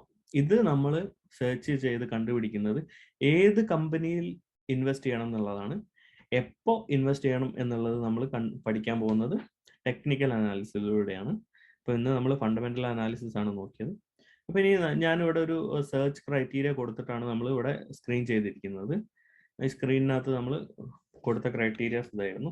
ഇനി വേണമെങ്കിൽ നിങ്ങൾക്ക് ഇതിനെ ഇനിയും ഫിൽട്ടർ ചെയ്യണം തോന്നുകയാണെങ്കിൽ നിങ്ങൾക്ക് ഇതിന്റെ പിന്നെ എന്താ പറയുക ക്രൈറ്റീരിയാസിന് മാറ്റം വരുത്താം. നിങ്ങൾ മാർക്കറ്റ് ക്യാപിറ്റലൈസേഷൻ 30,000 കോടി ആക്കി കഴിഞ്ഞാൽ പിന്നെയും നമ്പർ ഓഫ് കമ്പനീസ് അവിടെ കുറഞ്ഞു. ഇനി അതിന് പകരം നിങ്ങൾ ഇതിന്റെ സെയിൽസ് ഗ്രോത്ത് മാറ്റാണ്. ഇനി ഇവിടെ ഒരു 20 സെയിൽസ് ഗ്രോത്ത് കൊടുക്കുകയാണെങ്കിൽ ഉണ്ടോ, അവിടെയും കമ്പനികൾ വ്യത്യാസം വന്നു. അതിൽ തന്നെ നിങ്ങൾ ഇനിയും മാറ്റാണ്.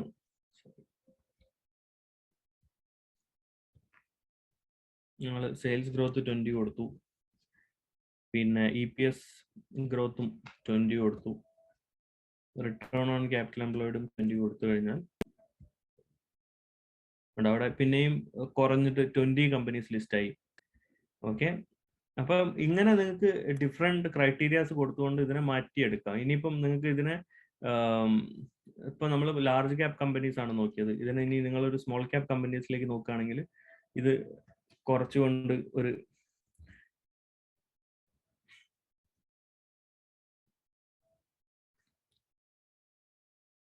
ലെസ് ദാൻ 5,000 കൊടുത്തു കഴിഞ്ഞാൽ നിങ്ങൾക്ക് ആ ഒരു 5,000 കുറവുള്ള കമ്പനീസിനെ ഒരുപാട് കിട്ടും. ഇങ്ങനെയാണ് നിങ്ങളിത് സെർച്ച് ചെയ്യുക. നിങ്ങൾക്ക് നിങ്ങളുടെ ഇതിനനുസരിച്ച് വിഷൻ അനുസരിച്ചിട്ട് നിങ്ങൾക്ക് നിങ്ങളുടെ സെർച്ച് ക്രൈറ്റീരിയാസ് മാറ്റിക്കൊണ്ട് നിങ്ങൾക്ക് ഇവിടെ നിന്ന് ഫിൽട്ടർ ചെയ്തെടുക്കാൻ പറ്റും. ഇതിന്റെ ഒരു ബേസിക് ക്രൈറ്റീരിയ ആയിട്ട് നിങ്ങൾക്ക് ഇത് ഞാനിപ്പോൾ ഈ ടൈപ്പ് ചെയ്തിരിക്കുന്നത് യൂസ് ചെയ്യാവുന്നതുള്ളൂ. അപ്പോൾ നമ്മൾ എങ്ങനെയാണ് സ്റ്റോക്കുകളെ ഫണ്ടമെന്റലി സ്ട്രോങ് ആയിട്ടുള്ള സ്റ്റോക്കുകളെ കണ്ടുപിടിക്കേണ്ടത് എന്നാണ് നമ്മൾ ഈ ക്ലാസ്സിൽ കവർ ചെയ്തത്. എല്ലാവർക്കും അത് മനസ്സിലായി കാണുമെന്ന് വിചാരിക്കുന്നു. മാർക്കറ്റ് സ്മിത്ത് എന്ന് പറയുന്ന ഒരു വെബ്സൈറ്റ് ആണിത്. ഇവിടെ നിങ്ങൾ ഒരു കമ്പനി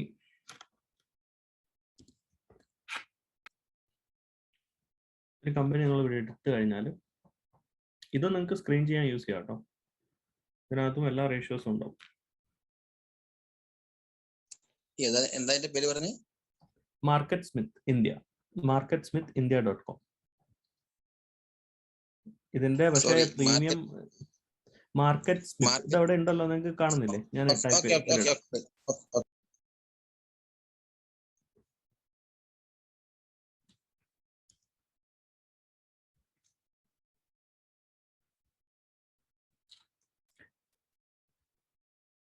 ഇത് എന്താ പറയാ, ആ ഒരു സെർച്ച് ക്രൈറ്റീരിയ ഞാനിപ്പം ഇട്ടിട്ടുണ്ട്. അതേപോലെ തന്നെ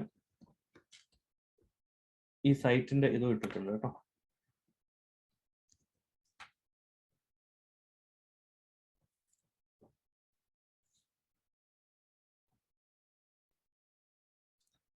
ഇവിടെ ഈ റേഷ്യോസ് എല്ലാം ഇവിടെ ഉണ്ട്. നമ്മൾ നേരത്തെ നോക്കിയ റേഷ്യോസ് എല്ലാം ഉണ്ട്. EPS റേറ്റിംഗും കാര്യങ്ങളും എല്ലാം ഉണ്ട്. ഇവിടെ കൺസോളിഡേറ്റഡ് എന്ന് പറഞ്ഞിട്ട് താഴെ നോക്കുകയാണെങ്കിൽ ഇവിടെ ഉണ്ട് കേട്ടോ. Return on equity, sales growth, net income എല്ലാം ഇവിടെ ഉണ്ട്. ഓക്കെ, ഇവിടെ ഓണർഷിപ്പ് പാറ്റേൺ എന്ന് പറഞ്ഞിട്ട് ഈ വരുന്ന ഒരു സെക്ഷൻ നിങ്ങൾ നോക്കുകയാണെങ്കിൽ ഇവിടെ നിങ്ങൾക്ക് കാണാം ആരൊക്കെയാണ് ഈ കമ്പനി ഹോൾഡ് ചെയ്യുന്നതെന്നുള്ളത്. ഇവിടെ പ്രൊമോട്ടർ ഹോൾഡിംഗ് 11% ഉള്ളൂ. മ്യൂച്വൽ ഫണ്ട് ഹൗസുകൾ അത് 19% അവർ ഹോൾഡ് ചെയ്യുന്നുണ്ട്. ഇൻഷുറൻസ് കമ്പനികൾ 1.8% ഹോൾഡ് ചെയ്യുന്നുണ്ട്. ഫോറിൻ പോർട്ട്ഫോളിയോ ഇൻവെസ്റ്റേഴ്സ് 51% അവരാണ് ഇതിൽ ഹോൾഡ് ചെയ്യുന്നത്.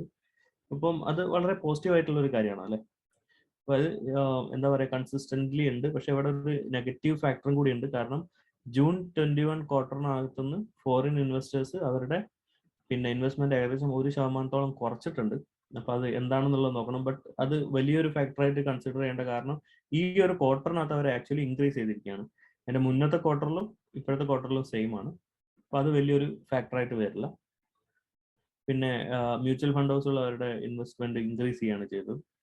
അപ്പം ഇതേപോലത്തെ പെർസെൻറ്റേജ് വൈസ് നിങ്ങളൊന്ന് ചെക്ക് ചെയ്യുന്നത് നല്ലതായിരിക്കും, ഇതിൽ എത്ര കമ്പനീസ് ഉണ്ടെന്നുള്ളത്. ഇപ്പം എന്താ പറയുക, മാർക്കറ്റിൽ ഫണ്ടമെന്റലി അത്ര സ്ട്രോങ് ഒന്നും അല്ലാതെ ഏതെങ്കിലും ഒരു കമ്പനി, അല്ലെങ്കിൽ നിങ്ങൾ റാൻഡംലി കേൾക്കുന്ന കമ്പനികളൊക്കെ ഉണ്ടാവില്ലേ.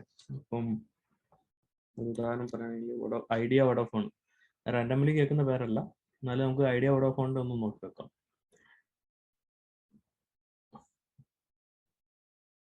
ഇവിടെ എന്താണ് അവസ്ഥ? ഇവിടെ എല്ലാം വളരെ കുറവാണല്ലേ. ഇവിടെ പ്രൊമോട്ടേഴ്സ് തന്നെയാണ് 72%. ഇത് ഒരു പോസിറ്റീവ് ആയിട്ടുള്ള കാര്യമാണ്. പ്രൊമോട്ടേഴ്സ് 72% ഇതിൽ ഹോൾഡ് ചെയ്യുന്നതെന്നുള്ളത്. കാരണം അവർ അത് അത്രയും ആ കമ്പനിയിൽ ഒരു ബിലീവ് ഉള്ളതിനെ കൊണ്ടാണല്ലോ അവർ അത്രയും പെർസെൻറ്റേജ് ഹോൾഡ് ചെയ്യുന്നത്. പക്ഷേ ബാക്കിയെല്ലാം നോക്കുകയാണെങ്കിൽ ഡിസംബർ 2020 കമ്പയർ ചെയ്തിട്ട് 21 കുറഞ്ഞിട്ടുണ്ട്. ഈ ഒരു ക്വാർട്ടറിനകത്ത് മ്യൂച്വൽ ഫണ്ട് ഹൗസുകൾ അതിൽ ഇൻവെസ്റ്റ്മെന്റ് ഇൻക്രീസ് ചെയ്തിട്ടുണ്ട്. ഇൻഷുറൻസ് കമ്പനീസ് ഡിക്രീസ് ചെയ്തു, ഫോറിൻ ഇൻവെസ്റ്റേഴ്സ് ഡിക്രീസ് ചെയ്തു. ഓക്കെ, ഇതിൽ കൂടുതൽ പിന്നുള്ളത് ഇൻഡിവിജ്വൽ ഇൻവെസ്റ്റേഴ്സിന്റെ അടുത്താണ്. അപ്പം ബാക്കിയുള്ള ഈ ഫണ്ട് ഹൗസുകളൊന്നും ഈ കമ്പനിയിൽ വലിയൊരു ഇൻവെസ്റ്റ്മെന്റ് നടത്തിയിട്ടില്ല എന്ന് നമുക്ക് മനസ്സിലാവും. അപ്പൊ അതുകൊണ്ട് തന്നെ അത് അത്ര ഒരു നല്ല സൈൻ അല്ല അതിന്, ഈ ഒരു പെർട്ടിക്കുലർ ഷെയർ. ഓക്കെ, ഇപ്പം മാർക്കറ്റിലുള്ള പുതിയ കമ്പനികളിലൊക്കെ ഇതേപോലെയുള്ള ഇൻവെസ്റ്റ്മെന്റ്സ് കുറവായിരിക്കും ഫോറിൻ ഇൻവെസ്റ്റേഴ്സിന്റെ. അപ്പൊ ഏത് കമ്പനി കിട്ടുമ്പോഴും ഒരു ഫോറിൻ അല്ലെങ്കിൽ FII DII ഹോൾഡിങ്സ് ഒന്ന് നോക്കുന്നത് എപ്പോഴും നല്ലതാണ്. എത്ര പേര് അതിൽ ഇൻവെസ്റ്റ് ചെയ്തു എന്നുള്ളതൊന്ന് നോക്കുന്നത് നല്ലതാണ്. ഓക്കെ, അപ്പം ക്ലാസ്സിൽ പങ്കെടുത്ത എല്ലാവർക്കും നന്ദി. ഒരിക്കൽ കൂടി നന്ദി പറയാണ്. അടുത്ത ക്ലാസ്സിൽ നമുക്ക് എല്ലാവർക്കും കാണാം.